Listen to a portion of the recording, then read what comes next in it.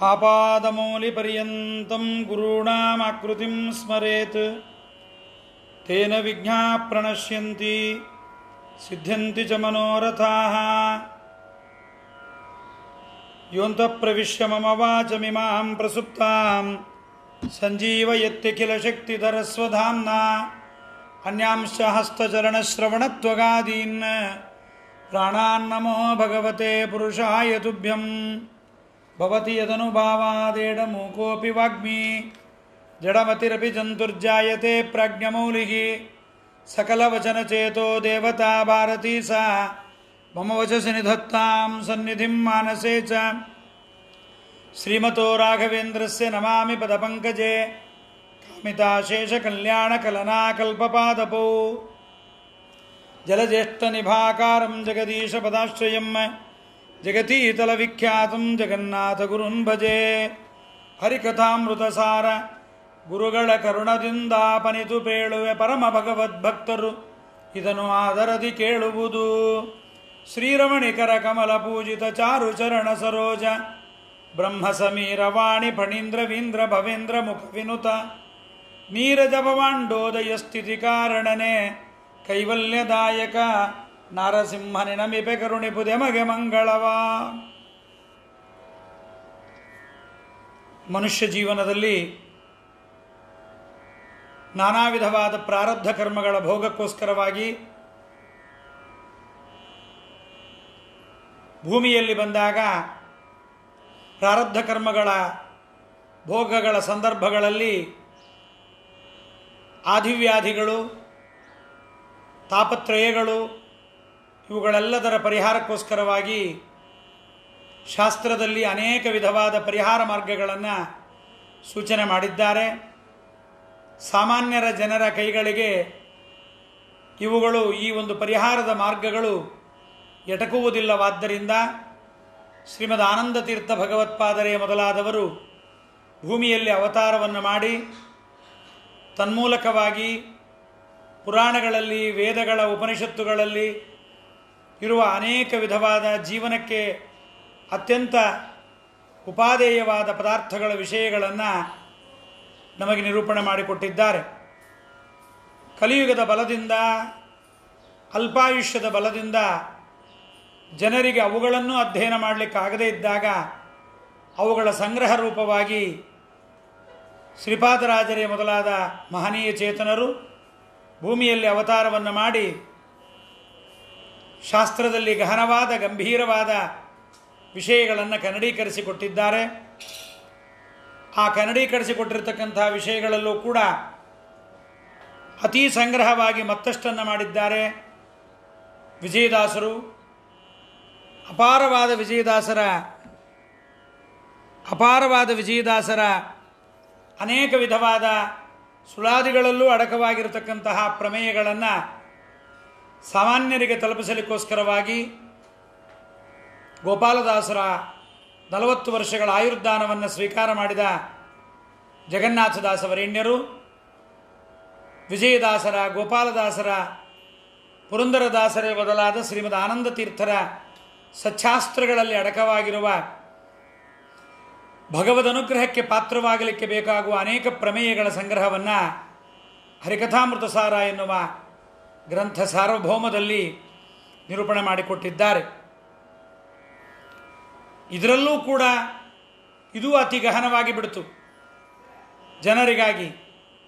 ಆಗ ವ್ಯಾಸದಾಸ ಸಿದ್ಧಾಂತ ಕೌಮುದಿಕಾರರು, ತಾಮ್ರಪರ್ಣಿ ಆಚಾರ್ಯರು, ಭಾವಸೂಚನಾಕಾರರು, ಪದ್ಮನಾಭದಾಸರು, ಸಂಕರ್ಷಣ ಒಡೆಯರು ಮೊದಲಾದ ಅನೇಕ ವ್ಯಾಖ್ಯಾನಕಾರರು ಕನ್ನಡ ಸಂಸ್ಕೃತಗಳಲ್ಲಿ ಇದನ್ನು ವ್ಯಾಖ್ಯಾನವನ್ನು ಮಾಡಿ ಇದರ ಸೌಂದರ್ಯವನ್ನು ಮತ್ತಷ್ಟು ಹೆಚ್ಚಿಸಿದ್ದಾರೆ. ಇಂತಹ ಒಂದು ಪರಮ ಮಂಗಳವಾದ ಹರಿಕಥಾಮೃತಸಾರದ ಗ್ರಂಥದಲ್ಲಿ ಪಂಚತನ್ಮಾತ್ರಾ ಸಂಧಿಯ 9ನೆಯ ಪದ್ಯ ತನಕ ಬಂದಿದ್ದೇವೆ. 8 ಪದ್ಯಗಳ ಪಾಠ ಆಗಿದೆ. 9ನೆಯ ಪದ್ಯದಲ್ಲಿ ದಾಸರಾಯರು ಅನೇಕ ವಿಷಯಗಳನ್ನು ಪೂರ್ವ ಪದ್ಯಗಳಲ್ಲಿ ಹೇಳಿದ ವಿಸ್ತಾರವನ್ನು ಈ ಪದ್ಯಗಳಲ್ಲಿ ಮಾಡ್ತಾ ಇದ್ದಾರೆ. ಪರಮಾತ್ಮನ ರೂಪಗಳ ಚಿಂತನೆಯನ್ನು ತನ್ಮಾತ್ರಾಗಳಿಂದ ನಮಗಾಗುವ ಅಪಕಾರವನ್ನು ತಪ್ಪಿಸಲಿಕ್ಕೋಸ್ಕರವಾಗಿ ಬಂದದ್ದೇ ಪಂಚತನ್ಮಾತ್ರಾ ಸಂಧಿ.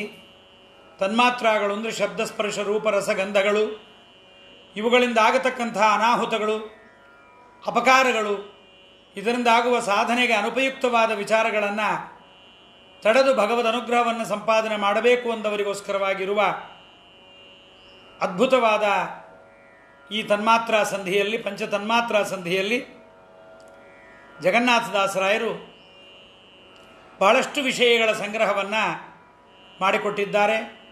ತಾಪತ್ರಯಗಳ ಪರಿಹಾರ, ಜ್ವರಾದಿ ರೋಗಗಳ ಪರಿಹಾರ, ಮಾನಸಿಕ ಆಧಿವ್ಯಾಧಿಗಳ ಪರಿಹಾರ, ದೈವಿಕವಾದ ಮಳೆ ಬೆಳೆ ಮೊದಲಾದವುಗಳ ಹಾನಿಗಳಿಗೆ ಮಾಡಬೇಕಾದ ದೈವತೆಗಳ ಸುಪ್ರಸನ್ನತೆಗೋಸ್ಕರವಾಗಿ ಬೇಕಾದ ವಿಚಾರಗಳನ್ನು ದಾಸರಾಯರು ಮಾಡಿಕೊಟ್ಟಿದ್ದಾರೆ.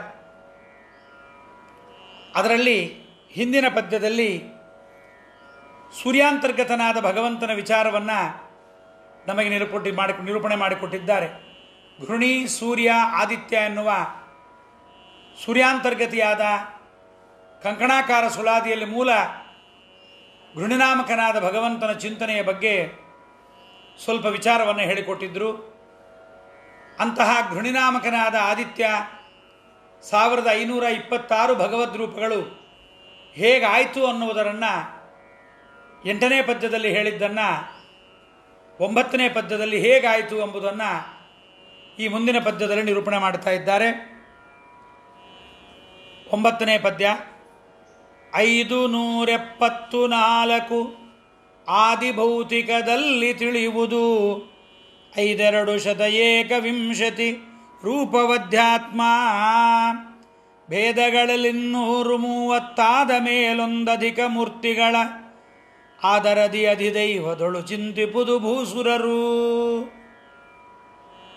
574 ಆದಿಭೌತಿಕದಲ್ಲಿ ತಿಳಿಯುವುದು 521 ರೂಪವಧ್ಯಾತ್ಮ ಭೇದಗಳಲ್ಲಿ 230 ಮೇಲೊಂದಧಿಕ ಮೂರ್ತಿಗಳಾದರದಿ ಅಧಿದೈವದೊಳು ಚಿಂತಿಪುದು ಭೂಸುರರು. ಪದಚ್ಛೇದ. 524 74 ಅಲ್ಲ, 574. ಹರೇ ನಮಃ. 574 ಆದಿಭೌತಿಕದಲ್ಲಿ ತಿಳಿಯುವುದು 521 ರೂಪವು ಅಧ್ಯಾತ್ಮ ಭೇದಗಳಲ್ಲಿ 230 ಮೇಲೊಂದಧಿಕ ಮೂರ್ತಿಗಳ ಆದರದಿ ಅಧಿದೈವದೊಳು ಚಿಂತಿಪುದು ಭೂಸುರರು. ಅಧಿಭೌತಿಕದಲ್ಲಿ, ಭೌತಿಕ ಅಂದರೆ ಪಂಚಭೂತಗಳಲ್ಲಿ, ಅಧ್ಯಾತ್ಮ, ಅಧಿದೈವ, ಈ 3 ಕ್ರಮ ಏನಿದೆಯಲ್ಲ, ಆ 3ರಲ್ಲಿರ್ತಕ್ಕಂಥ ಭಗವದ್ ರೂಪಗಳನ್ನು ಹೇಳ್ತಾ ಇದ್ದಾರೆ. ಆದಿಭೌತಿಕದಲ್ಲಿ 574 ಭಗವದ್ ರೂಪ. ದೇಹದಲ್ಲಿ ಬರತಕ್ಕಂತಹ ಜ್ವರಾದಿ ರೋಗಗಳ ಪರಿಹಾರಕ್ಕೆ 574 ಭಗವದ್ ರೂಪಗಳು ಉಂಟು ಎಂಬುದನ್ನು ಸ್ಮರಣೆ ಮಾಡಬೇಕು. ಅದನ್ನು ಮಾಡೋದರಿಂದ ಯಾವುದು 574 ನಮಗೆ ರೂಪ ಯಾವುದು ಅಂತಂದರೆ ವಿಷ್ಣು ಸಹಸ್ರನಾಮಾಂತರ್ಗತವಾದ 574 ಭಗವದ್ ರೂಪಗಳ ಚಿಂತನೆ, ಜ್ವರಾದಿ ರೋಗ ಪರಿಹಾರಕ್ಕೆ ಚಿಂತನೆ ಮಾಡಬೇಕು. 521 ರೂಪವು ಅಧ್ಯಾತ್ಮ, ಅಧಿ ಆತ್ಮ, ದೇಹದ ಒಳಗಿರ್ತಕ್ಕಂಥದ್ದು. ದೇಹದ ಒಳಗಿರ್ತಕ್ಕಂಥ 721 ಭಗವದ್ ರೂಪಗಳನ್ನು ಮಾನಸಿಕವಾಗಿ ನಮ್ಮ ದೇಹಕ್ಕೆ ಬರತಕ್ಕಂತಹ ನಾನಾ ವಿಧವಾದ ಆದಿವ್ಯಾಧಿಗಳ ಪರಿಹಾರಕ್ಕೆ 721 ಭಗವದ್ ರೂಪಗಳ ಚಿಂತನೆಯನ್ನು ಮಾಡಬೇಕು ಎಂಬುದನ್ನು ಹೇಳ್ತಾ ಇದ್ದಾರೆ. ಅಧ್ಯಾತ್ಮ ಭೇದಗಳಲ್ಲಿ 230 ಮೇಲೊಂದಧಿಕ ಮೂರ್ತಿಗಳಾದರದಿ ಅಧಿದೈವದೊಳು ಚಿಂತಿಪುದು ಭೂಸುರರು. 231 ವೃಷ್ಟ್ಯಾದಿಗತವಾದ ಅಧಿದೈವದಲ್ಲಿ ಆಗುವ ಭಗವದ್ ರೂಪಗಳನ್ನು, ನಾರಾಯಣನ ರೂಪಗಳನ್ನು ಭೂಸುರರು ಆದರದಿಂದ ತಿಳಿಯಬೇಕು ಎಂಬುದಾಗಿ ಹೇಳಿದ್ದಾರೆ.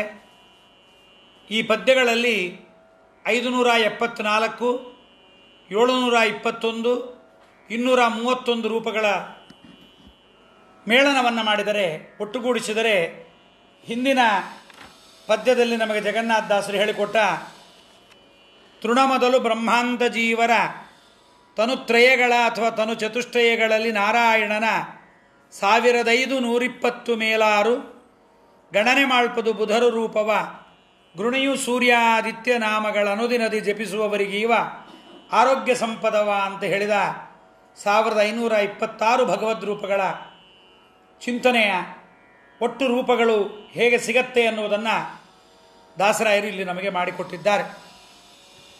574, 721, 235, 231 ಭಗವದ್ ರೂಪಗಳನ್ನು ಒಟ್ಟುಗೂಡಿಸಿದಾಗ ಹೀಗೆ 1526 ಸಂಖ್ಯೆಯಲ್ಲಿ ಬರತಕ್ಕಂಥ ಅಧಿಭೂತ, ಅಧ್ಯಾತ್ಮ, ಅಧಿದೈವ ಅಂತ 3 ಕಡೆಗಳಲ್ಲಿ ಬರತಕ್ಕಂತಹ ಭಗವದ್ ರೂಪಗಳ ಚಿಂತನೆಯನ್ನು ಮಾಡಬೇಕು. ಈ ಪದ್ಯದಲ್ಲಿ ಸಾಕಷ್ಟು ಪಾಠಾಂತರಗಳು, ಸಂಸ್ಕೃತ ವ್ಯಾಖ್ಯಾನ ವ್ಯಾಸದಾಸ ಸಿದ್ಧಾಂತ ಕೌಮುದಿಕಾರರಿಗೂ ಅವರು ಕೊಡುವ ವೈಭವ ಗ್ರಂಥದ ಆಧಾರ, ಇದನ್ನು ಲೆಕ್ಕ ಮಾಡಿದಾಗ ನಮಗೆ ಲೆಕ್ಕಾಚಾರ ಸರಿ ಬರುತ್ತೆ. ಆದರೆ ಸಂಕರ್ಷಣ ಒಡೆಯರು ಬೇರೆ ವ್ಯಾಖ್ಯಾನಕಾರರು ಕೊಡ್ತಕ್ಕಂಥ ರೂಪಗಳ ಚಿಂತನೆಗೆ ಹೋದಾಗ ಮೊದಲು ಹೇಳಿದ ಭಗವದ್ ರೂಪಕ್ಕೆ ವ್ಯತ್ಯಾಸ ಬರುತ್ತೆ. ಮತ್ತು ಈ ಪದ್ಯದಲ್ಲೂ ಕೂಡ ನಮಗೆ ನಾರಾಯಣ ಸಹಸ್ರಂತು ಷಟ್ಶತಂ ಸುಸಪ್ತತಿಂ ಭಜತೆ ತತ್ವಗ ಶ್ರೀಶಃ ಅಂತ 1626 ರೂಪಗಳಿಂದ ಅಂತ 76 ರೂಪಗಳಲ್ಲಿ ನೆಲೆಸಿದ್ದಾನೆ ಅನ್ನುವುದು ಬರುತ್ತೆ. ಯಾವುದನ್ನು ತಿದ್ದಿ ಸರಿ ಮಾಡಿಕೊಳ್ಳಬೇಕು ಅನ್ನೋದನ್ನು ನಾವು ಮಾಡಲಿಕ್ಕೆ ಇಲ್ಲಿ ಸಮರ್ಥರಲ್ಲ. ಆದ್ದರಿಂದ ಅಪರೋಕ್ಷ ಜ್ಞಾನಿಗಳು ಬೇಕಾಷ್ಟು ಜನ ಬಂದು ಹೋಗಿದ್ದಾರೆ, ಹರಿಕಥಾಮೃತ ಸಾರಗಳ ಪಾರಾಯಣಗಳನ್ನು ಮಾಡಿದ್ದಾರೆ. ಮಾಡಿದವರು ಯಾರೂ ಇದನ್ನು ವೈಭವ ವಚನವನ್ನು ತಿದ್ದಬೇಕಾ, ವ್ಯಾಸದಾಸ ಸಿದ್ಧಾಂತ ಕೌಮುದಿಕಾರರ ವಾಕ್ಯವನ್ನು ತಿಳಿಸಬೇಕಾ, ಜಗನ್ನಾಥದಾಸರ ಮಾತುಗಳನ್ನೇ ತಿದ್ದುಕೋಬೇಕಾ ಅನ್ನೋದು ಬಹಳಷ್ಟು ಇಲ್ಲಿ ಕುತೂಹಲವನ್ನು ಹುಟ್ಟಿಸ್ತಕ್ಕಂತಹ ಪದ್ಧತಿಯಾಗಿದೆ. ಹಾಗಾಗಿ ಈ ಒಂದು ಹರಿಕಥಾಮೃತ ಸಾರದ ಈ ಪದ್ಯಗಳಲ್ಲಿ ಲಿಪಿಕಾರರ ದೋಷದಿಂದ ಬಾಯಲ್ಲಿ ಬಂದಾಗ ಬಂದ ಮಾತುಗಳ ರೂಪದಲ್ಲಿ ಬಂದಾಗ ವ್ಯತ್ಯಾಸದಿಂದಲೂ ವ್ಯತ್ಯಾಸವಾಗಿರಬಹುದು, ಆಗಿಲ್ಲದೆಯೂ ಇರಬಹುದು. ಆದ್ದರಿಂದ ಈ ಒಂದು ಭಗವದ್ ರೂಪಗಳ ಚಿಂತನೆಯನ್ನು ಇಷ್ಟು ಅಂತ ನಾವು ತಿಳ್ಕೊಂಡ್ರೆ ಸಾಕು ಅಂತ ನಾನು ಇವತ್ತಿಗೆ ಇದನ್ನು ಹೆಚ್ಚುಗೆ ವಿಚಾರ ಮಾಡಲಿಕ್ಕೆ ಇದರಲ್ಲಿ ಆಗೋಲ್ಲ. ಆದ್ದರಿಂದ ಇಷ್ಟು ವಿಚಾರವನ್ನು ನಾವು ತಿಳ್ಕೊಳ್ಳೋಣ. ಮುಂದೆ ವಿಷ್ಣು ಸಹಸ್ರನಾಮದ ಬಗ್ಗೆ ಬಹಳ ವಿಶೇಷವಾದ ಅದ್ಭುತವಾದ ವಿಚಾರವನ್ನು ಜಗನ್ನಾಥದಾಸರು ಹೇಳ್ತಾ ಇದ್ದಾರೆ. ವಿಷ್ಣು ಸಹಸ್ರನಾಮದ ಚಿಂತನೆ ಹರಿಕಥಾಮೃತ ಸಾರದಲ್ಲಿ ಬಂದಷ್ಟು ಬಹಳಷ್ಟು ವಿಚಾರಗಳನ್ನು ಚಿಂತನೆ ಮಾಡಲಿಕ್ಕೆ ಇಲ್ಲಿ ಅವಕಾಶವನ್ನು ಮಾಡಿಕೊಟ್ಟಿದ್ದಾರೆ. ವಿಷ್ಣು ಸಹಸ್ರನಾಮವನ್ನು ಪಾರಾಯಣ ಮಾಡಿದರೆ ಸರ್ವ ಆದಿವ್ಯಾಧಿಗಳ ಪರಿಹಾರಕ್ಕೆ ಬಹಳ ದೊಡ್ಡ ಗ್ರಂಥ ಇದು ವಿಷ್ಣು ಸಹಸ್ರನಾಮ. ಜ್ಞೇಯಂ ಪಾಠ್ಯಂಚ ತದ್ವಯಂ ಅಂತ ಜ್ಞೇಯಂ ಪಾಠ್ಯಂಚ ಪಾರಾಯಣವೂ ಮಾಡಬೇಕು ಮತ್ತು ವಿಷ್ಣು ಸಹಸ್ರನಾಮದ ಅರ್ಥವನ್ನು ಕೂಡ ಚಿಂತನೆ ಮಾಡಬೇಕು ಅಂತ ಶ್ರೀಮದ್ ಆಚಾರ್ಯರು ಕೂಡ ವೇದಗಳಿಗೆ 3 ಅರ್ಥ, ಭಾರತಕ್ಕೆ 10 ಅರ್ಥ, ವಿಷ್ಣು ಸಹಸ್ರನಾಮಕ್ಕೆ ನಿರಂತರ ಶತಾರ್ಥಕ ಅಂತ ಆಚಾರ್ಯರು ಸ್ಪಷ್ಟ ಮಾಡಿಕೊಟ್ಟಿದ್ದಾರೆ. ಆದ್ದರಿಂದ ವಿಷ್ಣು ಸಹಸ್ರನಾಮದ ಪಾರಾಯಣದ ಜೊತೆಗೆ ಬಹಳಷ್ಟು ಅರ್ಥಗಳ ಅನುಸಂಧಾನದ ಕಡೆಗೆ ಗಮನ ಕೊಟ್ಟಾಗ ಬಹಳ ದೊಡ್ಡ ಲಾಭವಾಗತ್ತೆ. ಸೂರ್ಯನ ಅಂತರ್ಯಾಮಿಯಾದ ಭಗವಂತನ ರೂಪದ ಚಿಂತನೆ, ಸರ್ವಸಾಕ್ಷಿಕನಾಗಿರ್ತಕ್ಕಂಥ ಸೂರ್ಯನ ಅಂತರ್ಯಾಮಿಯಾದ ನಾರಾಯಣನೇ ವಿಷ್ಣು. ಆದ್ದರಿಂದ ಅವನ ಪರಮ ಮಂಗಳವಾದ ರೂಪಗಳ ಚಿಂತನೆ ಇದು. ವಿಷ್ಣು ಅನ್ನುವುದನ್ನು ಬರೆದರೆ ವಿಷಾಣ, ವಿ ಅಂದರೆ 4, ಶ ಅಂದರೆ 6, ನ ಅಂದರೆ 5. ಅದನ್ನು ಅಂಕಾನಾಂ ವಾಮತೋಗತಿ ಹಿಂತ ಉಲ್ಟಾ ಮಾಡಿದರೆ 564 ಆಗತ್ತೆ. ಜೀವನದಲ್ಲಿ ಬಹಳ ಬಾರಿ 564 ಬಾರಿ ವಿಷ್ಣು ಸಹಸ್ರನಾಮದ ಪಾರಾಯಣ ಮಾಡಿದರೆ ಸಕಲ ರೋಗಗಳು, ಆದಿವ್ಯಾಧಿಗಳು, ಮಾನಸಿಕ ತುಮಲಗಳು, ದಾರಿದ್ರ್ಯಾದಿಗಳು ಇವೆಲ್ಲವನ್ನು ಪರಿಹಾರವಾಗತ್ತೆ ಅಂತ ವಿಷ್ಣು ಸಹಸ್ರನಾಮದಲ್ಲೇ ಇದನ್ನು ಹೇಳಿದ್ದಾರೆ. ಯಾರಿಗೆ ವಿಷ್ಣು ಸಹಸ್ರನಾಮವನ್ನು ಪಾರಾಯಣ ಮಾಡಲಿಕ್ಕೆ ಅಧಿಕಾರವನ್ನು ಹೇಳಿಲ್ಲ ಶಾಸ್ತ್ರದಲ್ಲಿ, ಅವರು ವಿಷ್ಣು ಸಹಸ್ರ ನಾಮಾವಳಿಯನ್ನು ಪಾರಾಯಣ ಮಾಡೋದರಿಂದ 564 ಬಾರಿ, 564 ಇನ್ಯಾವುದಿದೆ ನಮ್ಮಲ್ಲಿ? ಬ್ರಹ್ಮಸೂತ್ರಗಳಿದೆ. ಬ್ರಹ್ಮಸೂತ್ರಗಳ ಒಂದೊಂದು ಸೂತ್ರಗಳ ಅರ್ಥವೂ ಒಂದೊಂದು ಬಾರಿ ಪಾರಾಯಣ ಮಾಡಿದಾಗ ನಮಗೆ ಬಂದುಬಿಡುತ್ತೆ. ಬೃಹತಿ ಸಹಸ್ರದ ಚಿಂತನೆ ಬರುತ್ತೆ. 1,000 ಬೃಹತಿ ಮಂತ್ರಗಳ 36 ಅಕ್ಷರಗಳಿಂದ ಕೂಡಿ ಬರುವ ಬೃಹತಿ ಸಹಸ್ರದ ಮಂತ್ರಗಳ ಅರ್ಥ ಒಂದೊಂದು ನಾಮಾವಳಿಯಿಂದ ನಮಗೆ ಸಿಗತ್ತೆ. ಸದಾ ಸಿದ್ಧಾಂತ ಕೌಮುದಿಕಾರರು ಬೃಹತಿ ಮಂತ್ರಗಳನ್ನು ಕೂಡ ಇಲ್ಲಿ ನಮಗೆ ಸೂಚನೆ ಮಾಡಿಕೊಟ್ಟಿದ್ದಾರೆ. ಅದರ ಪಾರಾಯಣ ಚಿಂತನೆಯನ್ನು ಮಾಡೋಣದರಿಂದ ಬಹಳ ಹೆಚ್ಚು ಭಗವದ್ ರೂಪಗಳ ಚಿಂತನೆ, ತನ್ಮೂಲಕವಾಗಿ ಆದಿವ್ಯಾಧಿಗಳ ಪರಿಹಾರವನ್ನು ನಾವು ಮಾಡಿಕೊಳ್ಳಬಹುದು ಅಂತ ಹೇಳ್ತಾ, ಈಗ ಜಗನ್ನಾಥದಾಸರು ಇಲ್ಲಿ ಅನೇಕ ವಿಷ್ಣು ಸಹಸ್ರನಾಮದ ನಾಮಗಳ ಸಂಗ್ರಹವನ್ನು ಮಾಡ್ತಾ ಇದ್ದಾರೆ. ಸೂರ್ಯರ ಒಳಗೆ ಚಂದ್ರನ ಒಳಗೆ ಇದ್ದು ದಿನಗಳಿಗೆ ಅಭಿಮಾನಿಯಾದ ಭಗವದ್ ರೂಪದ ಚಿಂತನೆಯನ್ನು ಸಂವತ್ಸರಾಭಿಮಾನಿ, ದಿನಾಭಿಮಾನಿ, ತಿಥಿಗಳಿಗೆ ಅಭಿಮಾನಿ, ವಾರ ನಕ್ಷತ್ರಗಳಿಗೆ ಅಭಿಮಾನಿಯಾದ ಭಗವದ್ ರೂಪದ ಚಿಂತನೆಯನ್ನು ಆರೋಗ್ಯ ಭಾಗ್ಯವನ್ನು ಕೊಡಬೇಕು ಅಂತಂದರೆ ಇದನ್ನು ಚಿಂತನೆ ಮಾಡಿರಿ ಅಂತ 2ನೇ ಬಾರಿ ಹೇಳ್ತಾ ಇದ್ದಾರೆ ಜಗನ್ನಾಥದಾಸರು. ಇದೇ ಸಂಧಿಯಲ್ಲಿ 2ನೇ ಬಾರಿ ಹೇಳ್ತಾ ಇದ್ದಾರೆ. ಅಲ್ಲಾಗಲೇ 8ನೇ ಪದ್ಯದಲ್ಲಿ ಒಮ್ಮೆ ಹೇಳಿದರು, ಮತ್ತೆ 10ನೇ ಪದ್ಯದಲ್ಲಿ ಮತ್ತೆ ಹೇಳ್ತಾ ಇದ್ದಾರೆ. ಸುರುಚಿ ಶಾರ್ವರಿಕರ ನೆನೆಸಿ ಸಂಕರುಷಣ ಪ್ರದ್ಯುಮ್ನ ಶಶಿಭಾಸ್ಕರರೊಳಗೆ 60 ರೂಪದಲ್ಲಿ ಕರಸಿಕೊಂಬನು ಅಹತ್ ಸಂವತ್ಸರ ನೆನಿಪ ಸುವಿಶಿಷ್ಟ ನಾಮದೊಳರಿತವರಿಗ ಆರೋಗ್ಯ ಭಾಗ್ಯವನೀವ ಆನಂದಮಯ. ನಂದಮಯ ಅಂತ ಓದಬಾರದು, ಆನಂದಮಯ ಅಂತ. ಆದ್ದರಿಂದ ಸುರುಚಿ ಶಾರ್ವರಿಕರ ನೆನೆಸಿ ಸಂಕರುಷಣ ಪ್ರದ್ಯುಮ್ನ ಶಶಿ ಭಾಸ್ಕರರೊಳಗೆ 60 ರೂಪದಲ್ಲಿ ಕರಸಿಕೊಂಬನು ಅಹತ್ ಸಂವತ್ಸರ ನೆನಿಪ ಸುವಿಶಿಷ್ಟ ನಾಮದೊಳು ಅರಿತವರಿಗ ಆರೋಗ್ಯ ಭಾಗ್ಯವನೀವ ಆನಂದಮಯ. ಪರಮಾತ್ಮನ ಆನಂದಮಯನಾದ ಪರಮಾತ್ಮ ಎಂ ಯಥಾ ಉಪಾಸತೆ ತಂ ತಥೈವ ಅಂತ ದೇವರನ್ನು ಆನಂದಮಯ ಅಂತ ನಾವು ಚಿಂತನೆ ಮಾಡಿದರೆ ನಮ್ಮ ದುಃಖವನ್ನು ಪರಿಹಾರ ಮಾಡ್ತಾನೆ.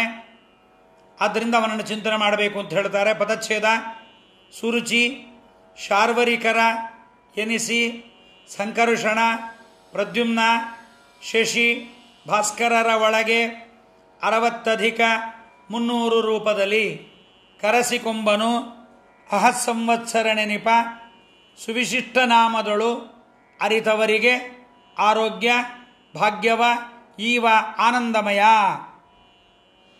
ಆನಂದಮಯನಾದ ಸಂಕರ್ಷಣ ಮತ್ತು ಪ್ರದ್ಯುಮ್ನ. ಸಂಕರ್ಷಣ ಆನಂದಮಯ, ಪ್ರದ್ಯುಮ್ನ ಆನಂದಮಯ, 2 ಆನಂದ. ಪ್ರತಿನಿತ್ಯ ಲಯವನ್ನು ಮಾಡತಕ್ಕಂಥ ಸಂಕರ್ಷಣ ನಿದ್ದೆ ಮಾಡಿಸ್ತಾನೆ ನಮಗೆ, ಪ್ರತಿನಿತ್ಯ ನಮಗೆ ಎಚ್ಚರಿಕೆಯನ್ನು ಕೊಡ್ತಾನೆ. ಪ್ರದ್ಯುಮ್ನ ಸೃಷ್ಟಿಕಾರಕ ಲಯಕಾರಕ ಭಗವದ್ ರೂಪಗಳು ಆನಂದಮಯ. ಸೃಷ್ಟಿಯಾಗುವುದು ನಮಗೊಂದು ಆನಂದ, ಲಯವಾಗುವುದು ಒಂದು ಆನಂದ. ಇದೇನ್ರಿ ಹೀಗೆ? ಸೃಷ್ಟಿಯೂ ಆನಂದ, ಲಯವೂ ಆನಂದ. ಲಯವಾಗದೇ ಇದ್ದರೆ ಸೃಷ್ಟಿ ಇಲ್ಲ, ಸೃಷ್ಟಿಯಾಗದೇ ಇದ್ದರೆ ಲಯವಿಲ್ಲ. ಆದ್ದರಿಂದ ಮಲಗಬೇಕು, ಮಲಗಿ ದೇಹದ ನಾನಾ ವಿಧವಾದ ಆದಿವ್ಯಾಧಿಗಳನ್ನು, ಮಾನಸಿಕ ತುಮಲಗಳನ್ನು, ದೇಹದ ದುಃಖವನ್ನು ಪರಿಹಾರ ಮಾಡಿಕೊಳ್ಳಬೇಕು. ಹಾಗೇ ಮಲಗಿಬಿಟ್ರೆ ಗತಿಯೇನು? ಎಚ್ಚರವಾಗಬೇಕು ಸಾಧನೆಗಾಗಿ ಪ್ರದ್ಯುಮ್ನ ಎಬ್ಬಿಸೋದು ಒಂದು ಆನಂದ. ಸಾಧನೆ ಆದ ಮೇಲೆ ತನ್ನನ್ನು ಆಲಿಂಗನ ಮಾಡಿಕೊಳ್ಳೋದು ನಮಗೊಂದು ಮತ್ತೊಂದು ಆನಂದ. ಆದ್ದರಿಂದ ಅವನೇ ಪ್ರಾಜ್ಞ. ಹಾಗಾಗಿ ಆನಂದಮಯ ನಾಮದ ಪರಮಾತ್ಮನ ಬರೀ ಸಂಕರ್ಷಣ ಪ್ರದ್ಯುಮ್ನ ರೂಪ ಮಾತ್ರ ಆನಂದಮಯ ಅಂತಲ್ಲ, ಎಲ್ಲವೂ ಆನಂದಮಯ ರೂಪಗಳೇ. ಅವನ ಪರಮಾತ್ಮನ ಸಂಕರ್ಷಣ ಮತ್ತು ಪ್ರದ್ಯುಮ್ನ, ಅವನಿಗೆ ಸೂರ್ಯಚಂದ್ರರೊಳಗಿರುವ ಹೆಸರಿಗೆ ಏನಂತ ಹೆಸರು ಅಂದರೆ ಸುರುಚಿ ಮತ್ತು ಶಾರ್ವರೀಕರ ಅಂತ ದೇವರಿಗೆ ಹೆಸರು. ಯಾರಿಗೆ? ಸಂಕರ್ಷಣನಿಗೆ ಮತ್ತು ಪ್ರದ್ಯುಮ್ನನಿಗೆ. ಸೂರ್ಯಗತನಾದ ಪರಮಾತ್ಮನಿಗೆ ಸುರುಚಿ ಶಾರ್ವರಿ ಅಂತ ಅವನಿಗೆ ಹೆಸರು. ಯಾಕೆಂದರೆ ಆ ಕೆಲಸವನ್ನು ಅವನು ಮಾಡ್ತಾನೆ. ಚಂದ್ರ ಸೂರ್ಯರ ಒಳಗಿದ್ದು ಶಶಿಭಾಸ್ಕರರೊಳಗೆ 60 ರೂಪದಲ್ಲಿ 360 ರೂಪದಿಂದ ಪರಮಾತ್ಮ ತನ್ನ 360 ರೂಪಗಳಲ್ಲೂ ಹಾಗೆ ಕರೆಸಿಕೊಳ್ತಾನೆ. ಒಂದೊಂದಕ್ಕೆ ಯಾವ ರೂಪ ಅಂತ ಕೇಳಬೇಡ್ರಿ. ಸುರುಚಿ ಶಾರ್ವರೀಕರ, ಶುರುಚಿ ಶಾರ್ವರೀಕರ ಅಂತಲೇ ಪರಮಾತ್ಮನ ಆ ರೂಪಕ್ಕೆ ಹೆಸರು. ಅಲ್ಲಿ ಇದ್ದು ಪರಮಾತ್ಮ 360 ಆದರೆ ಒಂದು ವರ್ಷ, ದೇವರಿಗೆ 10 ಸಂವತ್ಸರ ಅಂತ ಅವನು ಕರೆಸಿಕೊಳ್ತಾನೆ. ಅಸಾಧಾರಣವಾದ ಅತ್ಯುತ್ತಮವಾದ ಆ ನಾಮಗಳಲ್ಲಿ ಅವನನ್ನು ಯಾರು ತಿಳಿದುಕೊಳ್ತಾರೆ, ಸುವಿಶಿಷ್ಟ ನಾಮದೊಳು ಅರಿತವರಿಗೆ. ಅದು ವಿಶಿಷ್ಟವಾದ ನಾಮಗಳು, ಎಲ್ಲವೂ ವಿಶಿಷ್ಟ. ಯಾವುದು ನಮಗೆ ಹೆಚ್ಚು ಫಲಪ್ರದವಾಗಿ ಯಾವುದು ಬೇಕಾಗಿರುತ್ತೋ ಆ ಸಮಯದಲ್ಲಿ ಅದನ್ನು ಚಿಂತನೆ ಮಾಡೋಣದರಿಂದ ಇದನ್ನು ಅಹತ್ ಸಂವತ್ಸರ ನೆನಪ ಸುವಿಶಿಷ್ಟ ನಾಮದೊಳು ಅರಿತವರಿಗೆ ಆರೋಗ್ಯ ಭಾಗ್ಯವನ್ನು ಈವ ಆನಂದಮಯ ಪರಮಾತ್ಮ ಸುರುಚಿ ಶಾರ್ವರಿಕರ ನೆನೆಸಿ ವಿಹಾಯ ಸಗತಿರ್ಜ್ಯೋತಿ ಸುರುಚಿರ್ ಹುತ ವಿಭು ಶಬ್ದಾತಿರ್ಗ ಶಬ್ದಸಹ ಶಿಶಿರ ಸರ್ವರೀಕರ ಅಂತ ಸುರುಚಿ ಅಂತ ಪ್ರದ್ಯುಮ್ನ ನಾಮಕ ಪರಮಾತ್ಮ. ಸುರುಚಿ, ರುಚಿ ಅಂದರೆ ಅಡುಗೆ ರುಚಿ ಅಲ್ಲ, ರುಚಿ ಅಂದರೆ ಪ್ರಕಾಶ. ಒಳ್ಳೆಯ ಪ್ರಕಾಶವನ್ನು ಜ್ಞಾನವನ್ನು ಸೂರ್ಯಾಂತರ್ಗತನಾಗಿ ಕೊಡ್ತಾನಾದ್ದರಿಂದ ಸುರುಚಿ ಅಂತ ಪರಮಾತ್ಮನಿಗೆ ಹೆಸರು.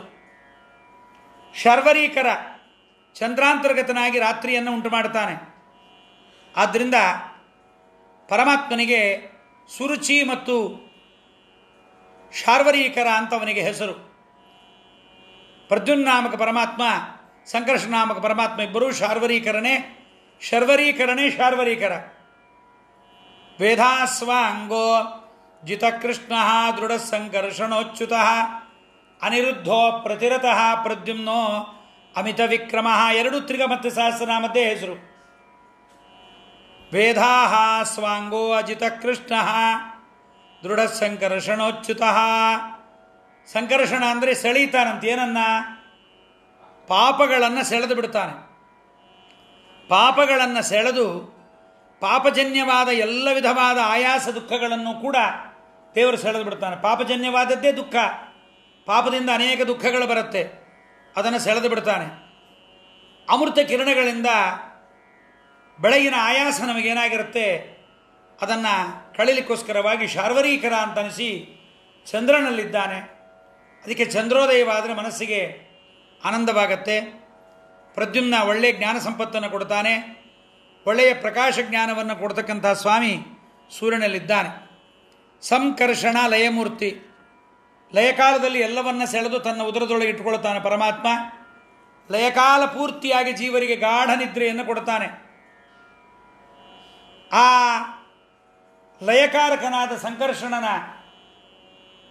ಪರಮಾದ್ಭುತವಾದ ಸನ್ನಿಧಾನಯುಕ್ತನಾದ ಚಂದ್ರ ಕೂಡ ಪ್ರತಿನಿತ್ಯ ರಾತ್ರಿ ಕಾಲದಲ್ಲಿ ಜೀವಿಗಳ ಹಗಲಿನ ಚಟುವಟಿಕೆಗಳನ್ನು ನಿಲ್ಲಿಸಿ ನಿದ್ದೆಯನ್ನು ಬರೆಸಿ ಅವರಿಗೆ ಶ್ರಮ ಪರಿಹಾರ ಮಾಡ್ತಾನೆ. ಇದು ರಾತ್ರಿ ಮಲಗೋದು ಒಂದು ರೀತಿಯ ಪ್ರಳಯವೇ, ಬೆಳಗ್ಗೆ ಏಳೋದೇ ಒಂದು ರೀತಿಯ ಸೃಷ್ಟಿ. ಪುರಾದ್ಯುಮ್ನ, ದ್ಯುಮ್ನ ಅಂದರೆ ಒಳ್ಳೆಯ ಅನ್ನ, ಜ್ಞಾನ, ಬಲ ಸಂಪತ್ತು, ಕೀರ್ತಿಗಳೇ ದ್ಯುಮ್ನಗಳು. ಅದನ್ನು ಭಕ್ತರಿಗೆ ಕೊಡ್ತಾನಾದ್ದರಿಂದ ಪರಮಾತ್ಮನಿಗೆ ಪ್ರದ್ಯುಮ್ನ ಅಂತ. ಅದನ್ನು ಸೂರ್ಯನ ಒಳಗಿದ್ದು ಅನ್ನ, ಬೆಳಕನ್ನು, ಜ್ಞಾನವನ್ನು, ಧನಾದಿ ಸಂಪತ್ತುಗಳನ್ನು ಸೂರ್ಯಾಂತರ್ಗತನಾದ ಪ್ರದ್ಯುಮ್ನ ಸುರುಚಿ ಅಂತನಿಸಿ ಅದನ್ನು ಕೊಡ್ತಾನಾದ್ದರಿಂದ ಇದು ಪರಮಾತ್ಮನಿಗೆ. ಅದಕ್ಕೆ ಅವನಿಗೆ ಸವಿತಾ ಅಂತ, ಸವಿತಾ ರವಿಲೋಚನ ಅನಂತೋ ಹುತ ಬುದ್ಭೋಕ್ತ ಅಂತ ಅವನಿಗೆ ಸವಿತಾ ಅಂತ ಹೇಳಿದ್ದಾರೆ. ಇಂಥ ಪರಮಾತ್ಮ 60,300 ರೂಪದಲ್ಲಿ ಕರೆಸಿಕೊಂಬನು. ಸಾವನ ಮಾಸದ ಒಂದು ವರ್ಷಕ್ಕೆ 360 ದಿವಸ. ವಿಭೂತಿ ಸಂಧಿಯ ಕೊನೆಯಲ್ಲಿ ಇದನ್ನೆಲ್ಲ ಹೇಳಿದ್ದೇವೆ.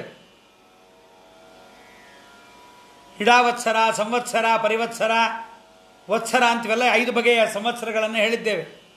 ಮಾನವನ ಆಯುಷ್ಯದ ಪ್ರತಿ ವರ್ಷದಲ್ಲೂ 360 ದಿವಸಗಳಿಗೆ ನಿಯಾಮಕನಾಗಿ 360 ಖಂಡರೂಪ, ಅಖಂಡ ರೂಪ ಅಲ್ಲ, ಒಂದೊಂದು ದಿವಸಕ್ಕೆ ಒಂದೊಂದು ಭಗವಂತನ ರೂಪ ಸೂರ್ಯಚಂದ್ರರಲ್ಲಿರ್ತಾನೆ ಪರಮಾತ್ಮ.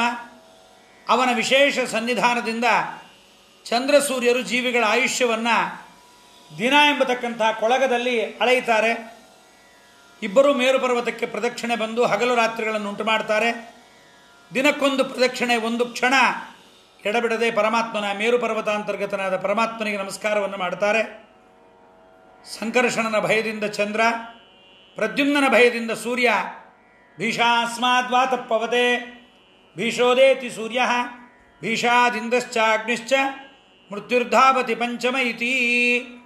ಎಲ್ಲ ಪರಮಾತ್ಮನ ಭಯದಿಂದ. ಭಯ ಅಂದರೆ ನಮಗಿರ್ತಕ್ಕಂಥ ಭಯ ಅಲ್ಲ, ಪ್ರೀತಿಯಿಂದ. ಇದು ದೇವರ ಸೇವೆ ಅಂತ ಮಾಡ್ತಾರೆ. ನಾವು ಭಯಗೊಂಡು ಮಾಡ್ತೇವೆ, ಮಾಡಬಾರ್ದು, ಪ್ರೀತಿಯಿಂದ ಮಾಡಬೇಕು. ನ ವಿಧೇಶ್ಚಕಿತಶ್ಚರೇತ್ ಅಂತ. ಆದ್ದರಿಂದ ಅಹತ್ ಸಂವತ್ಸರ ನೆನಪ, ಇದು ಪರಮಾತ್ಮನ ರೂಪವೇ. ಅಹತ್ ಸಂವತ್ಸರೋ ವ್ಯಾಲಃ ಪ್ರತ್ಯಯ ಸರ್ವದರ್ಶನ ಎಷ್ಟು ಭಗವದ್ ರೂಪ ಬರ್ತಾ ಇದೆ ನೋಡ್ರಿ. ಅದಕ್ಕೆ ಜೀವನದಲ್ಲಿ ಡೈಲಿ ಒಂದು ಸರಿ ಅಂತ ಇಟ್ಕೊಂಡ್ರೆ 564 ದಿವಸ ಆಗತ್ತೆ. ತುಂಬ ಓವರ್ ಆಯಿತು. ದಿನಕ್ಕೆ 5 ಸರಿ ಇಟ್ಕೊಂಡ್ರೆ ಸ್ವಲ್ಪ ದಿವಸಗಳಲ್ಲಾದರೂ 564 ಬಾರಿ. ತುಂಬ ಯಾರಿಗಾರು ತೊಂದರೆ ಇದ್ದರೆ 3-4 ದಿವಸಕ್ಕೊಂದು ಸರಿನಾದರೂ 564 ಮುಗಿಸಿದರೆ ಆರೋಗ್ಯ, ಸಂಪತ್ತು ಇದನ್ನೆಲ್ಲವನ್ನು ವಿಷ್ಣು ಸಹಸ್ರನಾಮ, ಯಾಕೆಂದರೆ ಅಲ್ಲಿ ಯಾವ್ಯಾವುದು ಬೇಕೋ ಎಲ್ಲ ಬಂದುಬಿಟ್ಟಿದೆ. ವಿಷ್ಣು ಸಹಸ್ರನಾಮದಲ್ಲಿ 27 ಅಕ್ಷರಗಳ ಪ್ರತಿಯೊಂದು ರಾಶಿಗಳಿಗೆ ಚಿಂತನೆ ಮಾಡಬೇಕಾದ ಭಗವದ್ ರೂಪಗಳ ಚಿಂತನೆಯನ್ನು ಅಲ್ಲಿ ಹೇಳಿದ್ದಾರೆ. ಯಾವ್ಯಾವ ರಾಶಿಯವರು ಯಾವ್ಯಾವ ಪದ್ಯವನ್ನು ಹೆಚ್ಚಿಗೆ ಓದಬೇಕು ಅಂತ. ಸಂಪತ್ತು ಬೇಕಾದವರು, ಆರೋಗ್ಯ ಬೇಕಾದವರು, ಜ್ಞಾನ ಬೇಕಾದವರು, ಶತ್ರುಜಯ ಬೇಕಾದವರು, ಎಲ್ಲ ವಿಧವಾದ ಫಲವು ಒಂದೇ ಕಡೆ ಅಂತಂದರೆ ಅದು ವಿಷ್ಣು ಸಹಸ್ರನಾಮ. ಅದನ್ನು 564 ಬಾರಿ ಜೀವನದಲ್ಲಿ ಬಹಳ ಹಾರಿ, ವರ್ಷಕ್ಕೆ ಒಂದು 10-12 ಬಾರಿ ಆದರೂ 564 ಬಾರಿ ಏನು ಕಷ್ಟ ಇಲ್ಲ. ಎಷ್ಟೊತ್ತು ಹಿಡಿಯುತ್ತೆ ವಿಷ್ಣು ಸಹಸ್ರನಾಮದ ಪಾರಾಯಣ? ಹಬ್ಬಬ್ಬ ಅಂದರೆ 15 ನಿಮಿಷದ ಮೇಲೆ ಆಗಲ್ಲ. ತಪ್ಪಿಲ್ಲದೆ ಹೇಳಿದರೆ, ತಪ್ಪು ಹೇಳೋದಾಗಿದ್ದರೆ 10 ನಿಮಿಷದಲ್ಲೇ ಮುಗಿಸ್ಬೋದು. ಅದಕ್ಕೆ ಯಾವುದೇ ಪಾರಾಯಣ ಮಾಡುವಾಗ ಬರಿಬಾಯಲ್ಲಿ ಮಾಡೋದಕ್ಕಿಂತ ಪುಸ್ತಕ ಹಿಡಿದೋ ಇಲ್ಲ ಮತ್ತೊಂದು ಬೇರೆ ಕ್ರಮದಲ್ಲಾದರೂ ಅದನ್ನು ಹಾಗೆ ಪಾರಾಯಣವನ್ನು ಮಾಡಿದರೆ, ಅಂದರೆ ಯಾವುದಾದ್ರು ರಿಕಾರ್ಡಿಂಗ್ ಹಾಕ್ಕೊಂಡು ಕೇಳ್ತಾ, ಯಾರು ಬ್ರಾಹ್ಮಣರು ಹೇಳಿದ್ದು, ಯಾರ್ಯಾರು ಹೇಳಿದ್ದನ್ನು ಕೇಳಬಾರ್ದು, ವೈಷ್ಣವರು ಹೇಳಿದ್ದನ್ನು ಕೇಳ್ಕೋತಾ ಚಾಂಟಿಂಗ್ ಮಾಡಿದರೆ ಬಹಳ ಒಳ್ಳೆಯದು. ಆದ್ದರಿಂದ ಅಂತಹ ಒಂದು ವಿಷ್ಣು ಸಹಸ್ರನಾಮದ ಪಾರಾಯಣವನ್ನು ಮಾಡಬೇಕು ಎಂಬುದಾಗಿ ಹೇಳ್ತಾ, ವಿಷ್ಣು ಸಹಸ್ರನಾಮದಲ್ಲಿ ಅಹನ್ ಅಂತ ಬರುತ್ತೆ. ಪ್ರದ್ಯುಮ್ನ ಸಂವತ್ಸರ ನಾಮದಿಂದ ಸಂಕರ್ಷಣ ಕರೆಸಿಕೊಳ್ಳುತ್ತಾರೆ. ಅಹನ್ ಅಂದರೆ ಅಹಶಬ್ದ, ಹಗಲು ಅಂತ. ಅಹನ್ ಅಂದರೆ ಪ್ರಕಾಶ ಅಂತ ಅರ್ಥ. ಪ್ರಕಾಶ ಅಂದರೆ ಹೊಳಗಿನ ಪ್ರಕಾಶ ಎರಡೂ ಕೂಡ. ಪ್ರದ್ಯುಮ್ನ ಸೃಷ್ಟಿಕರ್ತನಾದ ಹರಿ, ಅವನ ಸನ್ನಿಧಾನದಿಂದ ಹಗಲು ನಮಗೆ ಹೊರಗೂ ಒಳಗೂ ಬೆಳಕನ್ನು ಕೊಡುತ್ತೆ. ಸಂವತ್ಸಲ ರಲಯೋರಭೇದ ಅಂತಿದೆ. ಸಂವತ್ಸಲ ಸಮ್ಯಕ್ ವತ್ಸಲ. ವತ್ಸಲ ಅಂತಂದರೆ ವತ್ಸವತ್ ಭಕ್ತಾನ್ ಲಾತೀತಿ ಭಕ್ತವತ್ಸಲ ಅಂತ. ಕರುವನ್ನು ತನ್ನ ಬಳಿಗೆ ಎಳೆದುಕೊಳ್ಳುವಂತೆ ಪರಮಾತ್ಮ ನಮ್ಮನ್ನು ತನ್ನ ಬಳಿಗೆ ಎಳ್ಕೊಳ್ತಾನೆ. ಅವನು ಸಂವತ್ಸರವೂ ಹೌದು, ಸಂವತ್ಸರನೂ ಹೌದು. ದಿನಗಳನ್ನು ಸಂವತ್ಸರಕ್ಕೆ ಎಳ್ಕೊಳ್ತಾನೆ, ಭಕ್ತರನ್ನು ತನ್ನ ಬಳಿಗೆ ಎಳ್ಕೊಳ್ತಾನೆ. ಆದ್ದರಿಂದ ದಿನಗಳನ್ನು ಸೇರಿದರೆ ವರ್ಷ ಆಗತ್ತೆ, ಸಂವತ್ಸರ. ಭಕ್ತರನ್ನು ತನ್ನ ಕಡೆಗೆ ಎಳ್ಕೊಳ್ತಾನೆ, ಆದ್ದರಿಂದ ಸಂವತ್ಸರ ಪರಮಾತ್ಮ. ಆದ್ದರಿಂದ ಶಾರ್ವರೀಕರ ಅಂತ ಅನ್ನಿಸ್ತಾನೆ. ಕಲ್ಪಾಂತದಲ್ಲಿ ಲಯವನ್ನು ಮಾಡ್ತಾನೆ. ಪ್ರತಿದಿನ ರಾತ್ರಿ ಕಾಲದಲ್ಲಿ ಗಾಢನಿದ್ರೆಯ ಸುಖವನ್ನು ಕೊಡ್ತಾನೆ. ಲಯಮೂರ್ತಿ ಸಂಕರ್ಷಣ. ಸುವಿಶಿಷ್ಟ ನಾಮಗಳು ಯಾವ್ಯಾವುದಪ್ಪ ಅಂದರೆ ಸುರುಚಿ, ಶಾರ್ವರೀಕರ, ಪ್ರದ್ಯುಮ್ನ, ಸಂಕರ್ಷಣ, ಅಹಹ, ಸಂವತ್ಸರ. ಎಲ್ಲವೂ ಸುವಿಶಿಷ್ಟವಾದ, ವೈಶಿಷ್ಟ್ಯಪೂರ್ಣವಾದ, ಅಸಾಧಾರಣವಾದ, ಅತ್ಯುತ್ತಮವಾದ ಹರಿನಾಮಗಳು. ಅಮಂಗಳಕರ ವಾರಕ್ಕೆ ಮಂಗಳವಾರ ಅನ್ನುವಂತೆ, ಮರಣಾಶೌಚವನ್ನು ಸೂತಕ ಅನ್ನುವಂತೆ ಅಲ್ಲ. ಇದು ಎಲ್ಲವೂ ಮಂಗಳಕರವಾದದ್ದೇ, ಅನ್ವರ್ಥವಾಗಿದೆ, ಬಹಳ ಅರ್ಥಗರ್ಭಿತವಾಗಿದೆ. ವಿಷ್ಣು ಸಹಸ್ರನಾಮಗಳಲ್ಲಿ ಸೇರಿದೆ. ವಿಷ್ಣು ಸಹಸ್ರನಾಮಗಳಲ್ಲಿ ಪ್ರತಿಯೊಂದು ನಾಮವೂ 100ಕ್ಕೆ ಕಡಿಮೆ ಇಲ್ಲದಂತೆ ಅರ್ಥ 100 ಅರ್ಥ ಇದೆ ಎಂಬುದನ್ನು ಆಚಾರ್ಯ ತಿಳಿಸಿದ್ದಾರೆ. ಆದ್ದರಿಂದ ಭಗವಂತನ ಗುಣನಾಮ ಅದನ್ನು ಚಿಂತನೆ ಮಾಡಿದರೆ ನತಾದೃಶಿ ಪ್ರೀತಿ ನಿಡ್ಯಸ್ಯ ವಿಷ್ಣೋ ಗುಣೋತ್ಕರ್ಷ ಜ್ಞಾತರಿ ಯಾದೃಶಿ ಸ್ಯಾತ್ ಅಂತ ಬಹಳಷ್ಟು ಭಗವಂತನ ಗುಣಗಳ ಒಂದು ಸಮೂಹವೇ ವಿಷ್ಣು ಸಹಸ್ರನಾಮ. ಆ ಪರಮಾತ್ಮನ ಗುಣಗಳು ಹೇಳುತ್ತೆ, ಬರೀ ನಾಮ ಅಲ್ಲ. ಅದಕ್ಕೆ ನಾಮದ ಸ್ಮರಣೆ, ಗುಣದ ಚಿಂತನೆ, ನಾಮಸ್ಮರಣ ಸಂಧಿಯಲ್ಲಿ ಅದನ್ನು ಹೇಳಿದ್ದೇವೆ. ಆದ್ದರಿಂದ ಆ ಭಗವಂತನ ಚಿಂತನೆಯನ್ನು, ಸುವಿಶಿಷ್ಟ ನಾಮಗಳನ್ನು ಮಾಡಿದಾಗ ಇನ್ನು 360 ನಮ್ಮ ಶರೀರದಲ್ಲಿ 72,000 ನಾಡಿ, ಆಯುಷ್ಯದ 100 ವರ್ಷಗಳಲ್ಲಿ 72,000 ಹಗಲು, 72,000 ರಾತ್ರಿ ಆಗತ್ತೆ. ಶ್ವಾಸ ಸಂಧಿಯಲ್ಲಿ ಇದರ ವಿಸ್ತಾರವನ್ನು ಮುಂದೆ ಮಾಡ್ತೀನಿ.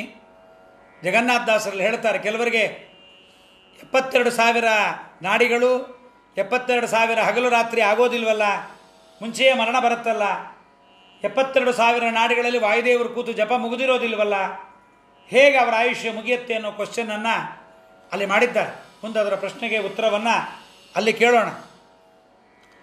72,000 ರೂಪಗಳನ್ನು ಕೊಂಡಾಡಲಿಕ್ಕೆ 72,000 ಸ್ವರ ವ್ಯಂಜನ ಅಕ್ಷರಗಳಿಂದ ಕೂಡಿದ ಬೃಹತಿ ಸಹಸ್ರ ಮಂತ್ರಗಳು ಹೊರಟಿದೆ. ಅವು ವಿಶ್ವಸಹಸ್ರನಾಮ ಪ್ರತಿಪಾದ್ಯವಾದ ಸಹಸ್ರ ಭಗವದ್ರೂಪಗಳ ಗುಣಗಾನಕ್ಕೋಸ್ಕರವಾಗಿ ಹೊರಟದ್ದೇ ಬೃಹತಿ ಸಹಸ್ರ. ಒಂದು ಮಂತ್ರ ಹೇಳ್ತಕ್ಕಂತಹ 72 ಭಗವದ್ರೂಪಗಳು ಒಟ್ಟು ಸೇರಿ ಪಂಚನಾರಿ ತುರ್ಗ, ನವನಾರಿ ಕುಂಜರದಂತೆ ಆಗತ್ತೆ. ಖಂಡರೂಪಗಳೆಲ್ಲ ಸೇರಿ ಅಖಂಡವಾಗತ್ತೆ. ಅದಕ್ಕೆ ಶನಿಗ್ರಹಕ್ಕೆ ಅಧಿದೇವತೆ ಯಾರು ಅಂತ ಅನೇಕರಿಗೆ ಗೊತ್ತಿಲ್ಲ. ಶನಿಗ್ರಹಕ್ಕೆ ಅಧಿದೇವತೆ ಪ್ರತ್ಯಧಿದೇವತೆ ಅಂತಿರ್ತಾರೆ. ಶನಿಗ್ರಹಕ್ಕೆ ಅಧಿದೇವತೆ ವಿಷ್ಣು. ವಿಷ್ಣುವಿನ ಪಾರಾಯಣ, ವಿಶ್ವಸಹಸ್ರನಾಮದ ಪಾರಾಯಣ ಮಾಡಿದರೆ ವಿಷ್ಣುಂ ಸಹಸ್ರಮೂರ್ಧಾನಂ ಚರಾಚರಪತಿಂ ವಿಭುಂ ಸ್ತುವನ್ನಾಮ ಸಹಸ್ರೇಣ ಜ್ವರಾನ್ ಸರ್ವಾನ್ ವ್ಯಪೋಹತಿ. 7.5 ಬರತಕ್ಕಂಥ ಸಕಲ ದೋಷಗಳ ಪರಿಹಾರಕ್ಕೆ ವಿಶ್ವಸಹಸ್ರನಾಮದ ಪಾರಾಯಣ. ಈ ಹೇಳಿದ ಈ ಪದ್ಯ ಎಲ್ಲಿದಪ್ಪ ಅಂದರೆ ಆಯುರ್ವೇದದ ಚರಕ ಸಂಹಿತಾದಲ್ಲಿ ಹೇಳ್ತಾರೆ. ಇದು ಇಂಗ್ಲೀಷ್ ಅಲೋಪತಿಯಲ್ಲಿ ಭಗವದ್ರೂಪಗಳ ಚಿಂತನೆ ಇಲ್ಲ. ಸುಮ್ಮನೆ ಔಷಧಿ ಕೊಟ್ಟುಬಿಡ್ತಾರೆ, ತಿಂದುಬಿಡ್ರಿ ಅಂತ. ರೋಗ ಯಾಕೆ ಬಂತು ಅಂದರೆ ಬಂತಷ್ಟೇ.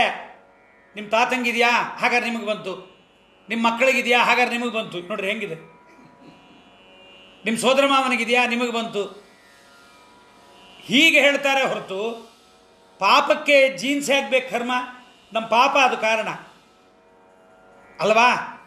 ದುರ್ಯೋಧನ ಕೆಟ್ಟವನಾದ ಅಂದರೆ ಧೃತರಾಷ್ಟ್ರನಲ್ಲಿ ರೋಗ ಆ ಥರ ತಪ್ಪಿತ್ತಾ? ಧೃತರಾಷ್ಟ್ರ ಕುರುಡಾಗಲಿಕ್ಕೆ ವೇದವ್ಯಾಸ ದೇವರು ಕುರುಡಾಗಿದ್ರಾ? ಏನು ಹೀಗೆ ಹೇಳಿದ್ರೆ ಪ್ರತಿಯೊಂದಕ್ಕೂ ಜೀನ್ಸ್ ಕಾರಣ ಅಂದರೆ ಅಲ್ಲವೇ ಅಲ್ಲ. ಇವ್ರಿಗೆ ಹೇಳಲಿಕ್ಕೆ ಬರದೇ ಇದ್ದಕ್ಕೆ ಯಾವುದೋ ಒಂದು ಕಾರಣ ಹೇಳ್ತಾ ಇದ್ದಾರೆ. ನಿಜವಾದ ಕಾರಣ ನಮ್ಮ ಪಾಪಗಳೇ. ಆ ಪಾಪಗಳ ಪರಿಹಾರ ಮಾಡಿಕೊಂಡ್ರೆ ನಮಗೆ ಸುಖ ಸಿಗತ್ತೆ. ಅದಕ್ಕೆ ಚರಕ ಸಂಹಿತಾದಲ್ಲಿ ಅವನು ಮೊದಲು ಹೇಳ್ತಾನೆ, ಭಗವದ್ರೂಪಗಳ ಚಿಂತನೆ ಮಾಡಿರಿ, ಪರಮಾತ್ಮನ ನಾಮಸ್ಮರಣೆ ಮಾಡಿರಿ, ಪಾಪ ಕಡಿಮೆ ಆಗಿಬಿಡುತ್ತೆ, ರೋಗ ತಾನೇ ಹೋಗುತ್ತೆ. ಔಷಧಿ ಅನ್ನೋದು ಸೆಕೆಂಡ್ರಿ ಅಂತಾರೆ ಅವರು. ಇವರೇನಂತಾರೆ, ಔಷಧವೇ ಫಸ್ಟು, ಪ್ರೈಮರಿನೇ ಔಷಧಿ ಅಂತಾರೆ. ನಾವು ಔಷಧಿ ಪ್ರೈಮರಿ ಅನ್ನಲ್ಲ, ವಿಶ್ವಸಹಸ್ರನಾಮವೇ ಮೇಯ್ನ್ ನಮಗೆ. ಅದಕ್ಕೆ ಗರುಡ ಪುರಾಣದ ಬ್ರಹ್ಮಕಾಂಡದ ಆಚಾರಕಾಂಡದಲ್ಲಿ ಮೊದಲು ಹೇಳೋದೇ ಏನು ರೋಗ ಬಂದಿದೆ ಅಂತ ಕೇಳ್ತಾರೆ. ಆ ರೋಗ ಬರಲಿಕ್ಕೆ ಕಾರಣ ಏನು ಪಾಪ ಅಂತ ಲಿಸ್ಟೇ ಕೊಟ್ಟುಬಿಟ್ಟಿದ್ದಾರೆ. ಅಷ್ಟು ರೋಗಗಳೇ ನಾವು ನೋಡಿಲ್ಲ. ಆ ರೋಗಗಳ ಲಿಸ್ಟ್ ಕೊಡ್ತಾರೆ ಗರುಡ ಪುರಾಣದಲ್ಲಿ. ಆ ರೋಗಗಳನ್ನು ನೋಡಿದಾಗ ಆ ರೋಗಗಳಿಗೆ ಪರಿಹಾರಕ್ಕೆ ಏನು ಮಾಡಬೇಕು ಅಂತ ಹೇಳ್ತಾರೆ. ಅದನ್ನು ನೋಡಿಕೊಂಡು ಮಾಡಿದರೆ ಸಾಲದೆ ಸುಮ್ಮನೆ ಅಲ್ಲಿ ಹೋಗಿ ಇಲ್ಲಿ ಹೋಗಿ ಅಳದಾಡಿ ಕೊನೆಗೆಲ್ಲೋ ಬರ್ತೇವೆ.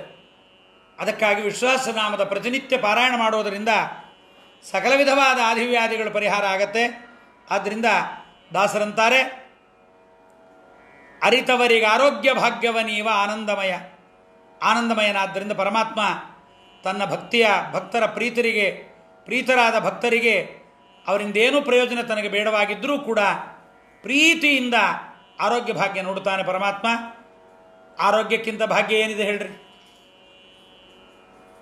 ಆದ್ದರಿಂದ ವಿಶ್ವಸಹಸ್ರನಾಮಗಳಲ್ಲಿ ಹೇಳಿರತಕ್ಕಂಥ ಸುರುಚಿ ಸುವಿಶಿಷ್ಟ ದೇವತೆಯಾದ ವಿಷ್ಣುವಿಗೆ ಹೇಗೆ ಒಪ್ಪತ್ತೆ ಈ ಪರಮಾತ್ಮನ ರೂಪಗಳು ಎಂಬುದನ್ನು ತಿಳಿದು ಆರೋಗ್ಯ ಭಾಗ್ಯವನ್ನು, ಆರೋಗ್ಯದೊಂದಿಗೆ ಸಕಲ ಭಾಗ್ಯಗಳನ್ನು ಕೂಡ ಪರಮಾತ್ಮ ನಮಗೆ ಕೊಡ್ತಾನೆ ಎಂಬುದನ್ನು ಹೇಳ್ತಾ ಇನ್ನೊಂದು ಅದ್ಭುತವಾದ ಮನೋವಾಂಗ್ಮಯ ಭಗವದ್ ರೂಪವನ್ನು ಹೇಳ್ತಾರೆ. ವಾಂಗ್ಮಯ ರೂಪವನ್ನು ಹೇಳಿದರು.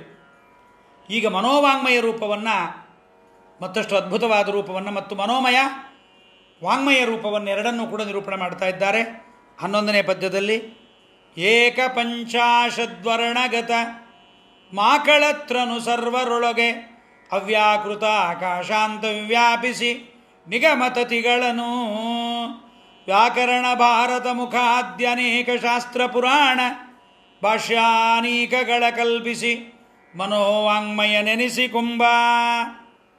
ಏಕಪಂಚಾಶದ್ವರ್ಣಗತ ಮಾಕಳತ್ರನು ಸರ್ವರೊಳಗವ್ಯಾಕೃತ ಆಕಾಶಾಂತ ವ್ಯಾಪಿಸಿ ನಿಗಮತತಿಗಳನ್ನು ವ್ಯಾಕರಣ ಭಾರತ ಮುಖಾದ್ಯಾನೇಕ ಶಾಸ್ತ್ರ ಪುರಾಣ ಭಾಷ್ಯಾನೀಕಗಳ ಕಲ್ಪಿಸಿ ಮನೋವಾಂಗ್ಮಯ ನೆನೆಸಿಕೊಂಬ.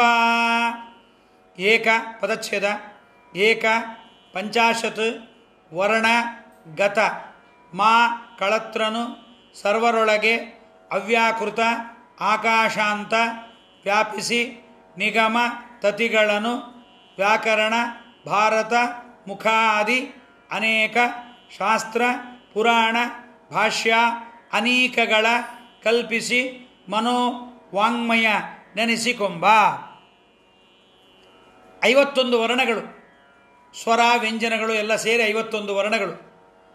ಕ್ಷಂ ಲಕ್ಷ್ಮೀ ನೃಸಿಂಹಾಯ ನಮಃ ಅಂತ ಸೇರಿಸಿಕೊಂಡಾಗ ಏಕಪಂಚಾಶದ್ ವರ್ಣಗಳಾಗತ್ತೆ. ಅಲ್ಲಿ ನಿಯಾಮಕನಾಗಿರತಕ್ಕಂಥ ಲಕ್ಷ್ಮೀರಮಣ ಎಲ್ಲರೊಳಗೆ 1526 ರೂಪ ಅಲ್ಲದೆ ಒಂದೊಂದು ವರ್ಣಗಳಲ್ಲೂ ಪರಮಾತ್ಮ ಇದ್ದು ಅವ್ಯಾಕೃತಾಕಾಶ ಅಂತ ಪರ್ಯಂತರವಾಗಿ ವ್ಯಾಪಿಸಿದ್ದು ವೇದ ಸಮೂಹಗಳನ್ನು, ವ್ಯಾಕರಣಾದಿ ಷಡಂಗಗಳನ್ನು, ಭಾರತ ಹರಿವಂಶ ಮುಂತಾದವುಗಳನ್ನು, ಅನೇಕ ಶಾಸ್ತ್ರ ಪುರಾಣಗಳನ್ನು, ಭಾಷ್ಯ ಸಮೂಹಗಳನ್ನು ಕೂಡ ರಚನೆ ಮಾಡಿ ಮನೋಮಯ ಮತ್ತು ವಾಂಗ್ಮಯ ನೆನೆಸ್ತಾನೆ ಪರಮಾತ್ಮ. ಏಕಪಂಚಾಶದ್ವರ್ಣಗತ ಮಾಕಳತ್ರನು ಇಂದಿರಾ ಲೋಕಮಾತಾಮ ರಮಾ ಮಂಗಳ ದೇವತಾ ಅಂತ. ಮಾ ಅಂದರೆ ಲಕ್ಷ್ಮೀದೇವಿಗೆ, ಕಳತ್ರ ಅಂದರೆ ಗಂಡ, ಮಾಕಳತ್ರ ಅಂದರೆ ಲಕ್ಷ್ಮೀರಮಣ. ಸಕಲ ವಾಂಗ್ಮನಸ್ಸಿಗೆ ಅಭಿಮಾನಿಯಾದ ಲಕ್ಷ್ಮೀರಮಣ ಮನೋಮಯ ನೆನೆಸಿದ್ದಾನೆ, ವಾಂಗ್ಮಯ ಮನೋಮಯ ಅಂತ ನೆನೆಸಿದ್ದಾನೆ. ಅದಕ್ಕಾಗಿ ಆತ ಅಕಾರಾದಿ ಕ್ಷಕಾರ ಅಂತ 50 ವರ್ಣಗಳಲ್ಲಿ ನಿಯಾಮಕನಾಗಿದ್ದಾನೆ. ಪರಮಾತ್ಮ ಆ ವರ್ಣಗಳಲ್ಲಿ ಇಲ್ಲದೇ ಇದ್ದರೆ ಅದು ವ್ಯಕ್ತ ಆಗೋದಿಲ್ಲ, ಅರ್ಥವನ್ನು ಅದು ಬೋಧನೆ ಮಾಡೋದಿಲ್ಲ. ವರ್ಣಗಳಿಗೆ ಅರ್ಥ ಆಗಬೇಕಲ್ವ? ವರ್ಣಗಳಿಗೆಲ್ಲ ಅರ್ಥ ನಮ್ಮ ಮತದಲ್ಲಿ ಮಾತ್ರ. ಶ್ರೀಮದ್ ಆಚಾರ್ಯ ತಂತ್ರಸಾರ ಸಂಗ್ರಹದಲ್ಲಿ ಪ್ರತಿಯೊಂದು ವರ್ಣಗಳಿಗೆ ಅಕಾರಾದಿ ಕ್ಷಕಾರ ಅಂತ ಪರ್ಯಂತರವಾದ ವರ್ಣಗಳಿಗೂ ಅರ್ಥಾನುಸಂಧಾನವನ್ನು ಮಾಡಿ ಆ ಅಕಾರಾದಿ ಕ್ಷಕಾರ ಅಂತ ಪರ್ಯಂತರವಾದ 51 ಅಕ್ಷರಗಳ ಸಮೂಹದಿಂದ ಅಪಾರವಾದ ವೇದರಾಶಿ, ಅನಂತವಾದ ಶಬ್ದಗಳ ರಾಶಿ ಅಭಿವ್ಯಂಜಕವಾಗಿ ಬಂದಿದೆ. ಆದ್ದರಿಂದ ವರ್ಣಗಳು ನಿತ್ಯ, ಧ್ವನಿ ಅನಿತ್ಯವಾಗಿರಬಹುದು, ಆದರೆ ವರ್ಣಗಳೆಲ್ಲ ನಿತ್ಯ. ನಿತ್ಯವಾದ ವರ್ಣಗಳ ಬಗ್ಗೆ ಮಾತಾಡ್ತಾ ಇದ್ದಾರೆ. ಸಕಲ ವಾಂಗ್ಮನಸ ಅಭಿಮಾನಿಯಾದ ಲಕ್ಷ್ಮೀದೇವಿ ಅವಳ ರಮಣನಾದ ವಾಂಗ್ಮಯ ಮನೋಮಯ ಎನಿಸಿದ್ದಾನೆ. ಅದಕ್ಕಾಗಿ ಆತ ಅಕಾರಾದಿ ಕ್ಷಕಾರ ಅಂತ 50 ವರ್ಣಗಳಲ್ಲಿ ಪರಮಾತ್ಮನೇ ಅಕ್ಷರ ನಿಯಾಮಕನಾಗಿದ್ದಾನೆ. ಅದಕ್ಕೆ ಜಗನ್ನಾಥದಾಸರು ಹರಿಕಥಾಮೃತ ಸಾರವನ್ನು ಬರೆಯುವಾಗ ನಗತಾ ಇದ್ರಂತೆ ಕೆಲವು ಬಾರಿ. ಶ್ರೀಧ ವಿಠ್ಠಲರು ಅವರ 2 ಶಿಷ್ಯಂದ್ರ ಜೊತೆಗಿದ್ದವರು ಕೇಳಬೇಕಂತೆ, ಏನು ನಗೋಣ ಆಗ್ತಾ ಇದೆ, ಕಾರಣ ಏನು ಅಂತ. ಅವರಿಗೆ ಕಣ್ಣು ರೆಪ್ಪೆ ಸ್ವಾಧೀನ ಇರಲಿಲ್ಲ, ಕಣ್ಣಿನ ದೃಷ್ಟಿ ಚೆನ್ನಾಗಿತ್ತು, ಕಣ್ಣಿನ ರೆಪ್ಪೆ ಕೆಳಗೆ ಬೀಳ್ತಿತ್ತಂತೆ. ಎಂಥ ನೋಡ್ರಿ ಜಗನ್ನಾಥದಾಸರಿಗೆ. ರೆಪ್ಪೆಯನ್ನು ಕೈಯಲ್ಲಿ ಹಿಡ್ಕೊಂಡು ಬರೀತಾ ಇರ್ತಾರೆ. ಆ ರೆಪ್ಪೆ ಎತ್ಕೊಂಡು ಬರಿಬೇಕು. ಒಂದು ಕೈಯಲ್ಲಿ ರೆಪ್ಪೆ ಎತ್ಕೋಬೇಕು, ಒಂದು ಕೈಯಲ್ಲಿ ಬಿಡ್ಕೋಬೇಕು, ಅದನ್ನು ಬರಿಬೇಕು. ಬರೆಯುವ ಸಂದರ್ಭದಲ್ಲಿ ಕೆಲವೊಮ್ಮೆ ರೆಪ್ಪೆ ಹೀಗೆ ಎತ್ಕೊಂಡು ಹೀಗೆ ನೋಡ್ತಾ ಇರಬೇಕಂತೆ. ದಾಸರಾಯರಿಬ್ಬರು, ಪ್ರಾಣೇಶದಾಸರು ಅವರೆಲ್ಲ ಕೇಳಬೇಕಂತೆ, ಸ್ವಾಮಿ ಏನಿದು, ಯಾಕೆ ಹೀಗಾಗ್ತಾ ಇದೆ? ಇಲ್ಲ, ವರ್ಣಾಭಿಮಾನಿ ದೇವತೆ ಯಾರು? ಸಾಕ್ಷಾತ್ ಪರಮಾತ್ಮ ಅಜಾದಿ ಏಕಪಂಚಾಶದ್ವರ್ಣಗತನಾದ ಸ್ವಾಮಿ ಬರೆಯುವ ಶಬ್ದಗಳನ್ನು ಭಗವತ್ಪರವಾಗಿ ಬರೆದಾಗ ಸ್ವಾಮಿ ಪ್ರತ್ಯಕ್ಷನಾಗಿ ಕಾಣಿಸ್ತಿದ್ದಂತೆ. ಟಂಟಂಕಿನೇ ನಮಃ, ಢರಣೇ ನಮಃ, ಲಾಳಾಯ ನಮಃ, ಉಗ್ರಾಯ ನಮಃ, ಉರ್ಜಂಬರಾಯ ನಮಃ, ಋತುಂಭರಾಯ ನಮಃ, ಅಜಾಯ ನಮಃ, ಈಶಾನಾಯ ನಮಃ ಅಂತ ಏನು ಪ್ರತಿಪಾದ್ಯನಾಗಿದ್ದಾನೆ, ಆ ಭಗವದ್ ರೂಪಗಳು ಹಾಗೆ ಕಾಣಿಸ್ತಿತ್ತಂತೆ ಜಗನ್ನಾಥದಾಸರಿಗೆ. ಏನು ಆಶ್ಚರ್ಯ! ಬಿಂಬಾಪರೋಕ್ಷಗಳಾಗಿರ್ತಕ್ಕಂಥ ಮಹನೀಯರಿಗೆ ಭಗವದ್ ರೂಪಗಳು ಕಂಡಾಗ ಅಲ್ಲಿ ನೋಡ ಆನಂದ ಪಡಲ, ಇಲ್ಲಿ ಬರದ ಆನಂದ ಪಡಲ. ಅದಕ್ಕೆ ಅಕ್ಕರದೊಳಿ ಕಾವ್ಯದೊಳೊಂದು ಅಕ್ಷರವ ಬರದೋದಿದವ ದೇವರ್ಕಳಿಂದ ದುಸ್ತ್ಯಜನೆನಿಸುವನೆ ಅಂತ ಅಂತಾರೆ ಫಲಸ್ತುತಿಯಲ್ಲಿ. ಅಕ್ಕರದಲ್ಲಿ, ಅಕ್ಕರೆಯಿಂದ ಹರಿಕಥಾಮೃತ ಸಾರವನ್ನು ಒಂದು ಅಕ್ಷರವನ್ನು ಬರೆದರೂ ಕೂಡ ವರ್ಣಾಭಿಮಾನಿ ದೇವತೆಗಳ ಯಾರು ಪರಮಾತ್ಮ ಅವನು ಸಂತೃಪ್ತನಾಗುತ್ತಾನೆ. ಅಕ್ಷರ ಪ್ರತಿಪಾದ್ಯನಾದ ಸ್ವಾಮಿ ನಮ್ಮನ್ನು ಅಕ್ಷರರನ್ನಾಗಿ ಮಾಡ್ತಾನೆ. ನಾವು ಕ್ಷರರು, ನಾಶವಾಗುವ ದೇಹವುಳ್ಳವರು. ಆ ನಾಶವಾಗುವ ದೇಹ ಎಲ್ಲಿಯ ತನಕ? ಲಿಂಗದೇಹದ ತನಕ. ಅದನ್ನು ತೆಗೆದು ಬಿಡ್ತಾನೆ ಸ್ವಾಮಿ, ನಮ್ಮನ್ನು ಅಕ್ಷರರನ್ನಾಗಿ ಮಾಡ್ತಾನೆ. ಜೀವ ಅಕ್ಷರನೇ, ಆದರೆ ಅವನಿಗೆ ಅಂಟುಕೊಂಡಿರುವ ದೇಹ, ಲಿಂಗದೇಹ, ಅನಿರುದ್ಧ, ಸ್ಥೂಲ ಇವೆಲ್ಲ ಕ್ಷರ. ಯಸ್ಮಾತ್ ಕ್ಷರಮತೀತೋಹಂ ಅಕ್ಷರಾದಪಿ ಚೋತ್ತಮ. ಅಕ್ಷರ ಪುರುಷಳಾದ ಲಕ್ಷ್ಮೀದೇವಿ ಅನುಗ್ರಹ ನಮಗಾಗತ್ತೆ. ಅಂಥದ್ದು ಪರಮಾತ್ಮನ ಅನುಗ್ರಹ ನಮಗಾಗಬೇಕಾದ್ದರಿಂದ ಆ ಅಕ್ಷರಾಭಿಮಾನಿ ದೇವತೆಗಳ ಬಗ್ಗೆ ಹಿಂದಕ್ಕೆಲ್ಲ ಹೇಳ್ಕೊಂಡು ಬಂದರು ದಾಸರಾಯರು. ಯಾವ್ಯಾವ ಭಗವದ್ ರೂಪಗಳು ಎಲ್ಲೆಲ್ಲಿ ಚಿಂತನೆ ಮಾಡಬೇಕು, ಆ ಭಗವದ್ ರೂಪಗಳು ಹೇಗೆ ಅನ್ನೋದನ್ನೆಲ್ಲ ಹೇಳ್ಕೊಂಡು ಬಂದಿದ್ದಾರೆ. ಅದರ ಚಿಂತನೆಯನ್ನು ಇಲ್ಲಿ ದಾಸರಾಯರು ಬಹಳ ಚೆನ್ನಾಗಿ ಹೇಳ್ತಾರೆ. ನಾವು ಒಂದು ಶಬ್ದದ ಉಚ್ಚಾರಣೆ ಮಾಡಿದಾಗ ಕಿವಿಗೆ ಕೇಳಿಸೋದು ಧ್ವನಿ ಅಲ್ವಾ? ಆ ಧ್ವನಿಯಿಂದ ವರ್ಣ ವ್ಯಕ್ತವಾಗತ್ತೆ. ಧ್ವನಿಗೆ ಅರ್ಥ ಇಲ್ಲ. ವರ್ಣಕ್ಕೆ ಅರ್ಥ ಇದೆ. ಧ್ವನಿ ಅನಿತ್ಯ, ವರ್ಣ ನಿತ್ಯ. ಯಾವತ್ ಬ್ರಹ್ಮವಿಷ್ಟಿತಂ ತಾವತೀ ವಾಕ್ ಅಂತ. ಪರಮಾತ್ಮ ಹೇಗೆ ಸರ್ವತ್ರ ವ್ಯಾಪ್ತನಾಗಿದ್ದಾನೆ ದೇಶಕಾಲಗಳಲ್ಲಿ, ಶಬ್ದವೂ ದೇಶಕಾಲಗಳಲ್ಲಿ ಹಾಗೆ ವ್ಯಾಪಿಸಿದೆ ಅಂತ ಶ್ರುತಿ ಇದೆ. ಉಚ್ಚಾರಣೆ ಮಾಡಿದಾಗ ಶಬ್ದ ಹುಟ್ಟತ್ತೆ, ಉಚ್ಚಾರಣೆ ನಿಲ್ಲಿಸಿದಾಗ ಮರೆಯಾಗತ್ತೆ. ಅದನ್ನು ನಮ್ಮ ಅನುಭವ ಹೇಳ್ತಾ ಇದೆ. ಈ ಹುಟ್ಟಿ ಮರೆಯಾಗುವ ಈ ಅನುಭವವನ್ನು, ಶ್ರುತಿಯನ್ನು ಕೂಡಿಸಬೇಕಾದ್ರೆ ಹುಟ್ಟುವ ಶಬ್ದ, ಧ್ವನಿ, ಅದರಿಂದ ವ್ಯಕ್ತವಾಗುವ ಶಬ್ದ ವರ್ಣ ಅಂತ ಅನ್ನಬೇಕು.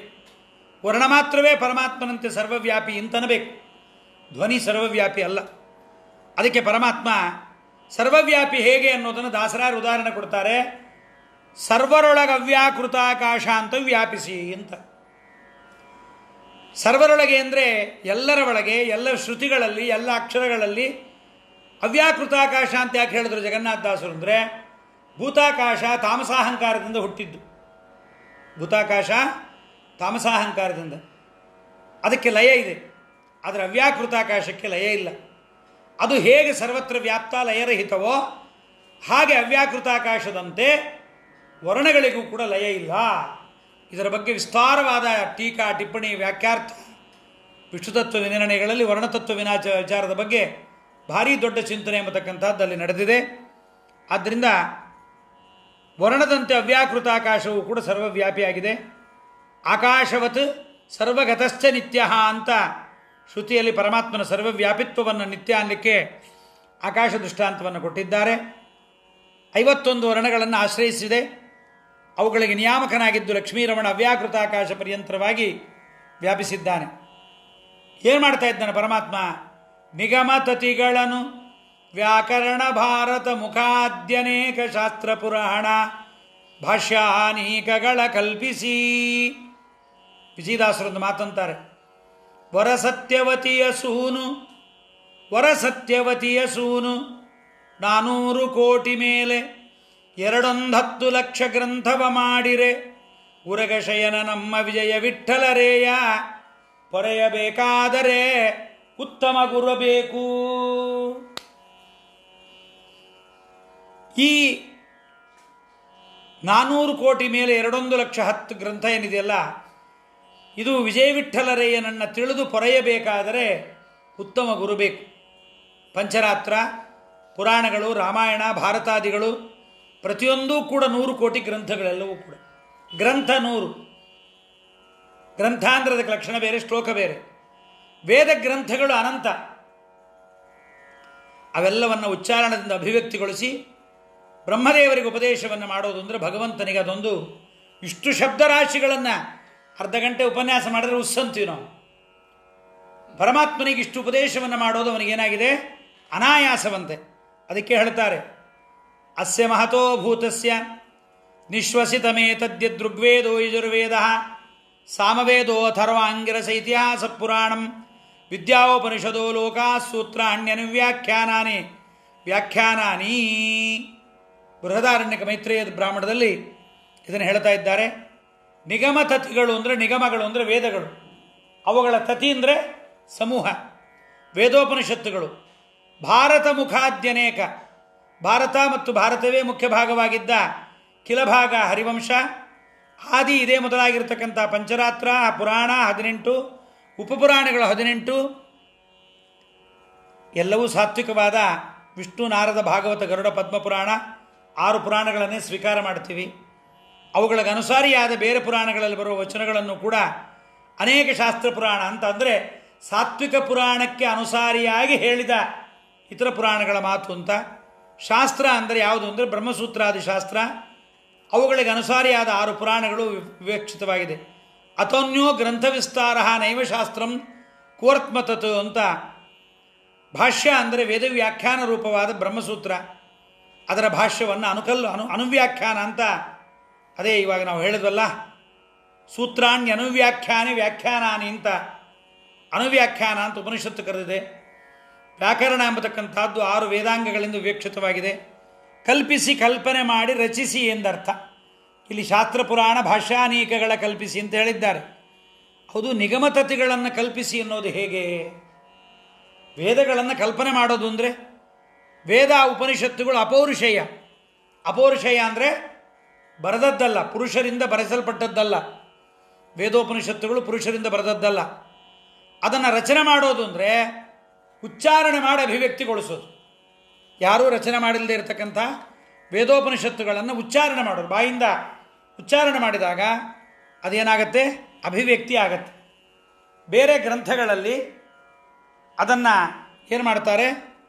ಬೇರೆ ಗ್ರಂಥಗಳನ್ನು ನಿರ್ಮಿಸುವುದು ಅಂತ ಅರ್ಥ. ವೇದಗಳನ್ನು ಉಚ್ಚಾರಣೆ ಮಾಡೋದಕ್ಕೆ ಹಾಗರ್ಥ. ಛಂದಾಂಸಿ ಜಗ್ನಿರೇ ಅಂದರೆ ಛಂದಗಳು ಅಂದರೆ ವೇದಗಳು. ಜಗ್ನಿರೇ ಅಂದರೆ ಹುಟ್ಟಿದವು ಅಂತಂದರೆ ಅಭಿವ್ಯಕ್ತಿ ಆಯಿತು ಅಂತ ಅರ್ಥ. ಪರಮಾತ್ಮ ಹುಟ್ಟಿದ ಅಂದರೆ ಪ್ರಾದುರ್ಭಾವ ಹರೇರ್ಜನಿಹಿ ಎನ್ನುವಂತೆ ಅದರಂತೆ ಇಲ್ಲೂ ಕೂಡ ವಸ್ತುತಃ ವೇದಗಳಂತೆ ಪುರಾಣಗಳು ಕೂಡ ಭಗವಂತ ವ್ಯಕ್ತ ಮಾಡ್ತಾನೆ ಹೊರತು ಹೊಸದಾಗಿ ಯುಗಕ್ಕೊಂದು ಥರದ ಪುರಾಣಗಳನ್ನು ದೇವರು ರಚನೆ ಮಾಡಲ್ಲ. ಪ್ರತಿಯೊಂದು ಯುಗದಲ್ಲೂ ಅದೇ ಪುರಾಣಗಳೇ. ಅಲ್ಲಿ ಪದಗಳು ವ್ಯತ್ಯಾಸ ಇರಬಹುದೇ ಹೊರತು ಅರ್ಥದಲ್ಲಿ ವ್ಯತ್ಯಾಸ ಇಲ್ಲ. ಆದ್ದರಿಂದ ವೇದಗಳನ್ನು ಹೊಸದಾಗಿ ನಿರ್ಮಿಸೋದಿಲ್ಲ ಅಂತ ಯಾಕೆ ನಿರ್ಮಿಸಲ್ಲ ಅನ್ನೋದಕ್ಕೊಂದು ಕಾರಣ ಹೇಳ್ತಾರೆ. ಒಂದು ಕಲ್ಪದಲ್ಲಿ ಪರಮಾತ್ಮ ತಾನೇ ಉಪದೇಶ ಮಾಡಿದ ವೇದವನ್ನು ಇನ್ನೊಂದು ಕಲ್ಪದಲ್ಲಿ ಭಗವಂತ ಮರೆತು ಬಿಡ್ತಾನ? ಸರ್ವಜ್ಞನಾದ ಭಗವಂತ ಮರೆತು ಬಿಡ್ತಾನೆ ಅಂದರೆ ಅವನು ನಮ್ಮಂತೆ ಆಗಿಬಿಟ್ಟ. 1ನೇ ಕ್ಲಾಸಲ್ಲಿ ಓದಿದ್ದನ್ನು 10ನೇ ಕ್ಲಾಸಲ್ಲಿ ಮರೆತು ಬಿಟ್ರೆ, 10ರಲ್ಲಿ ಓದಿದ್ದನ್ನು 12ನೇ ಕ್ಲಾಸಲ್ಲಿ ಮರೆತು ಬಿಟ್ರೆ ನಾವು ದಡ್ಡರಾಗಿಬಿಡ್ತೀವಿ. ಪರಮಾತ್ಮನಿಗೆ ಮರವು ಎಂಬತಕ್ಕಂಥದ್ದಿಲ್ಲ, ಅಜ್ಞಾನ ಇಲ್ಲ. ಹೀಗಾಗಿ ಅದೇ ಒಂದು ವೇದವನ್ನು ಇನ್ನೊಂದು ಕಲ್ಪದಲ್ಲಿ ಅದೇ ಬೇರೆ ಬ್ರಹ್ಮದೇವರಿಗೆ ಉಪದೇಶ ಮಾಡ್ತಾನೆ ಹೊರತು ಹೊಸದಾಗಿ ನಿರ್ಮಾಣ ಮಾಡಿ ಪರಮಾತ್ಮ ವೇದಗಳನ್ನು ಉಪದೇಶ ಮಾಡೋದಿಲ್ಲ. ಆದ್ದರಿಂದ ವೇದ ಅನಾದಿನಿತ್ಯ. ವೇದಕ್ಕೆ ಪ್ರತಿ ಕಲ್ಪದಲ್ಲಿ ವೇದಕ್ಕೆ ಉತ್ಪತ್ತಿ ಇಲ್ಲ. ಇದನ್ನೆಲ್ಲ ವಿಷ್ಣು ತತ್ವ ನಿರ್ಣಯದಲ್ಲಿ ಬಹಳಷ್ಟು ವಿಚಾರ ಮಾಡಿದ್ದಾರೆ. ಅಭಿವ್ಯಕ್ತಿ ಮಾತ್ರ. ಆದ್ದರಿಂದ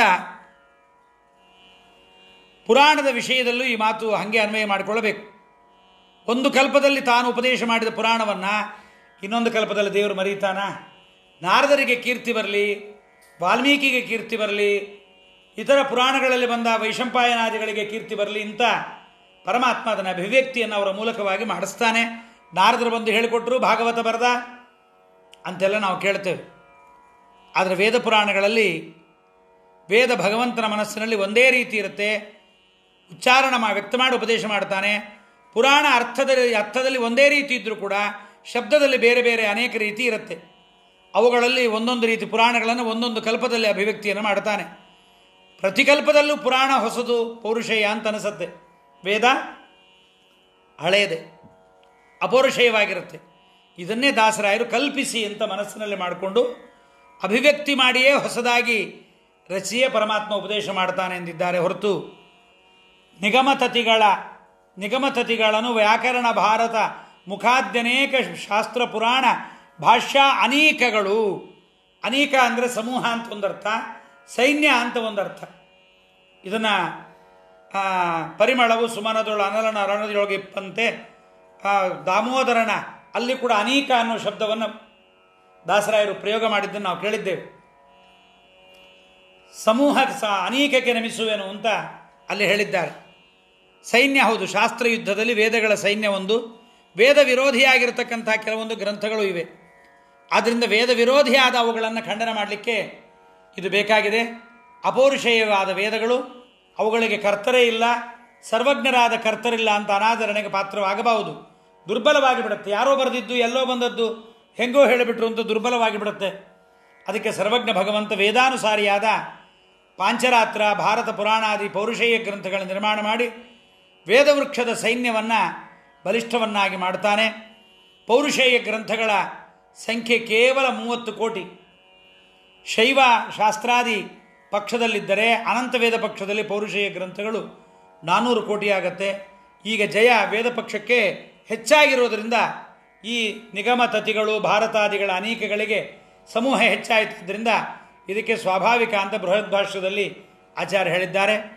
ಮನೋವಾಂಗ್ಮಯನೆನಿಸಿಕೊಂಬ ಶಿರಗಳೈದು, 5 ಬಾಹುಗಳು, 1 ಮಧ್ಯೋದರ, 2 ಪಾದಗಳು ಅಂತಲ್ಲಿ ಹೇಳಿದ್ರಲ್ಲ, ಅದೇ ರೀತಿಯಾದ ರೂಪವನ್ನು ಇಲ್ಲಿ 5 ಶಿರಸ್ಸು, 10 ಬಾಹುಗಳು, ಪಂಚ ಜ್ಞಾನೇಂದ್ರಿಯ ಪಂಚ ಕರ್ಮೇಂದ್ರಿಯಗಳು.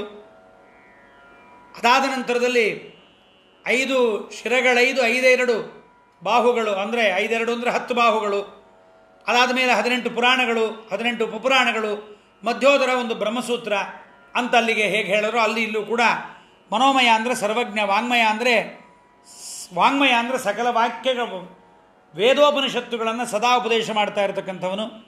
ಅದಕ್ಕೆ ನಸ್ತೋ ಮುಖಾದಪಿ ನಿರಂತರ ಮುದ್ಗಿರಂತಂ ಅಂತ ಹೈಗ್ರೀವ ದೇವರ ಮುಖದಿಂದ ಸದಾ ಅಪೌರುಷೇಯವಾದ ವೇದಗಳು ಬರ್ತಲೇ ಇರುತ್ತೆ. ಪ್ರಮೇಯಗಳನ್ನು ತಿಳಿಸುವ ನಿತ್ಯ ಸರ್ವಜ್ಞ ಭಗವಂತ ಅವನು ಉಪದೇಶ ಮಾಡಿದ್ದರಿಂದ ವೇದಪಾಚ್ಯ ಶಾಸ್ತ್ರಾದಿಗಳು ಕೂಡ ವಿಶ್ವಾಸಾರ್ಹವಾಗಿದೆ. ಅದಕ್ಕೆ ಪರಮಾತ್ಮನ ಕಂಠವನ್ನು ಚಿಂತನೆ ಮಾಡಬೇಕು. ದೇವರ ಕಂಠವನ್ನು ಚಿಂತನೆ ಮಾಡುವಾಗ ಇಂಥ ಕಂಠವೋ ಸ್ವಾಮಿನೆಂದು ಸಂತತಂ ಚಿಂತೆಯೇತ್ ಕಂಠಂ ಭಾಸ್ವತ್ ಕೌಸ್ತುಭಭಾಸ್ಕರಂ ವೈಕುಂಠಸ್ಯಾಖಿಲ ವೇದ ಉದ್ಗೀರ್ಯಂತೆ ಅನಿಶಮ್ಯತ. ವೈಕುಂಠಸ್ಯ ಕಂಠಂ ಕೌಸ್ತುಭಭಾಸಕಂ ಭಾಸ್ವತ್ ಕಂಠಂ ಸಂತತಂ ಚಿಂತೆಯೇತ್ ಅಖಿಲ ವೇದಾ ಉದ್ಗೀರ್ಯಂತೆ ಅನಿಶಮ್ಯತ. ಸಕಲ ವೇದಗಳು ಇವನ ಕಂಠದಿಂದ ಯಾವಾಗಲೂ ಬರ್ತಾ ಇರುತ್ತೆ. ಇವತ್ತಿಗೂ ಕೂಡ ನಮ್ಮ ವಾದರಾಜ ಗುರು ಸಾರ್ವಭೌಮರು ಹೇಳ್ತಾರೆ, ಎಲ್ಲಿ ಬದರಿ ಹತ್ತಿರ ಇರತಕ್ಕಂಥ ಒಂದು ವಸುಧಾರ ಇದೆ, ಆ ವಸುಧಾರ ಬಳಿಗೆ ಹೋದರೆ, ಇದನ್ನು ಕೇಳ್ಕೊಂಡು ಎಲ್ಲರೂ ನಮಗೆ ಕೇಳಿಸ್ತಾ ಇದೆ ಅಂತ ಅನ್ನಬಾರ್ದು ಆಮೇಲೆ, ಆ ವಸುಧಾರ ಬಳಿಗೆ ಹೋದರೆ ವೇದಗಳ ಪಾರಾಯಣ ಮಾಡುವುದು, ಬ್ರಹ್ಮದೇವರು ಪಾರಾಯಣ ಮಾಡೋದು ಕೇಳಿಸತ್ತೆ ಎನ್ನುವ ಇದನ್ನು ವಾದರಾಜರಂತಾರೆ ತೀರ್ಥಪ್ರಬಂಧದಲ್ಲಿ. ಅಂಥದ್ದು ವಸುಧಾರ. ಅಲ್ಲಿ ಸಕಲ ವೇದಗಳ ಜ್ಞಾನ ನಮಗೆ ಆಗತ್ತೆ ಅಂತ ಹೇಳ್ತಾ ಇದ್ದಾರೆ. ಸಕಲ ಸತ್ಯಾಸ್ತ್ರಗಳನ್ನು ಉಪದೇಶ ಮಾಡುವ ವಾಂಗ್ಮಯನೇ ಗುರುಗಳಲ್ಲಿ ನಿಂತು ನಮಗೆ ಉಪದೇಶವನ್ನು ಮಾಡ್ತಾನೆ. ಇಂತಹ ಪರಮಾತ್ಮನ ಈ ಭಗವದ್ರೂಪವನ್ನು ಚಿಂತನೆ ಮಾಡ್ತಾ ತನ್ಮಾತ್ರಗಳಲ್ಲಿ ನಮಗಾಗತಕ್ಕಂಥ ತನ್ಮಾತ್ರಗಳಿಂದ ಆಗುವ ಅಪಕಾರದಿಂದ ಆಗುವುದೇ ಪಾಪಗಳು. ಆ ಪಾಪದ ಪರಿಹಾರಕ್ಕೆ ಶಬ್ದದಿಂದ, ರೂಪದಿಂದ, ರಸದಿಂದ, ಸ್ಪರ್ಶದಿಂದ, ಹೀಗೆ ಶಬ್ದ ಸ್ಪರ್ಶ ರೂಪ ರಸಗಂಧಗಳಿಂದಾಗುವ ದೋಷಗಳ ಪರಿಹಾರಕ್ಕೆ ಏಕಪಂಚಾಶದ್ವರ್ಣಗತನಾದ ಮಾಕಳತ್ರಣ ರೂಪದ ಚಿಂತನೆಯನ್ನು ಮಾಡ್ತಾ ಹೋದರೆ ಶಬ್ದದಿಂದ ಆಗುವ ಅಪರಾಧವನ್ನು ಪರಮಾತ್ಮ ಕ್ಷಮಾಪಣೆ ಮಾಡ್ತಾನೆ. ಇದು ಮುಖ್ಯ.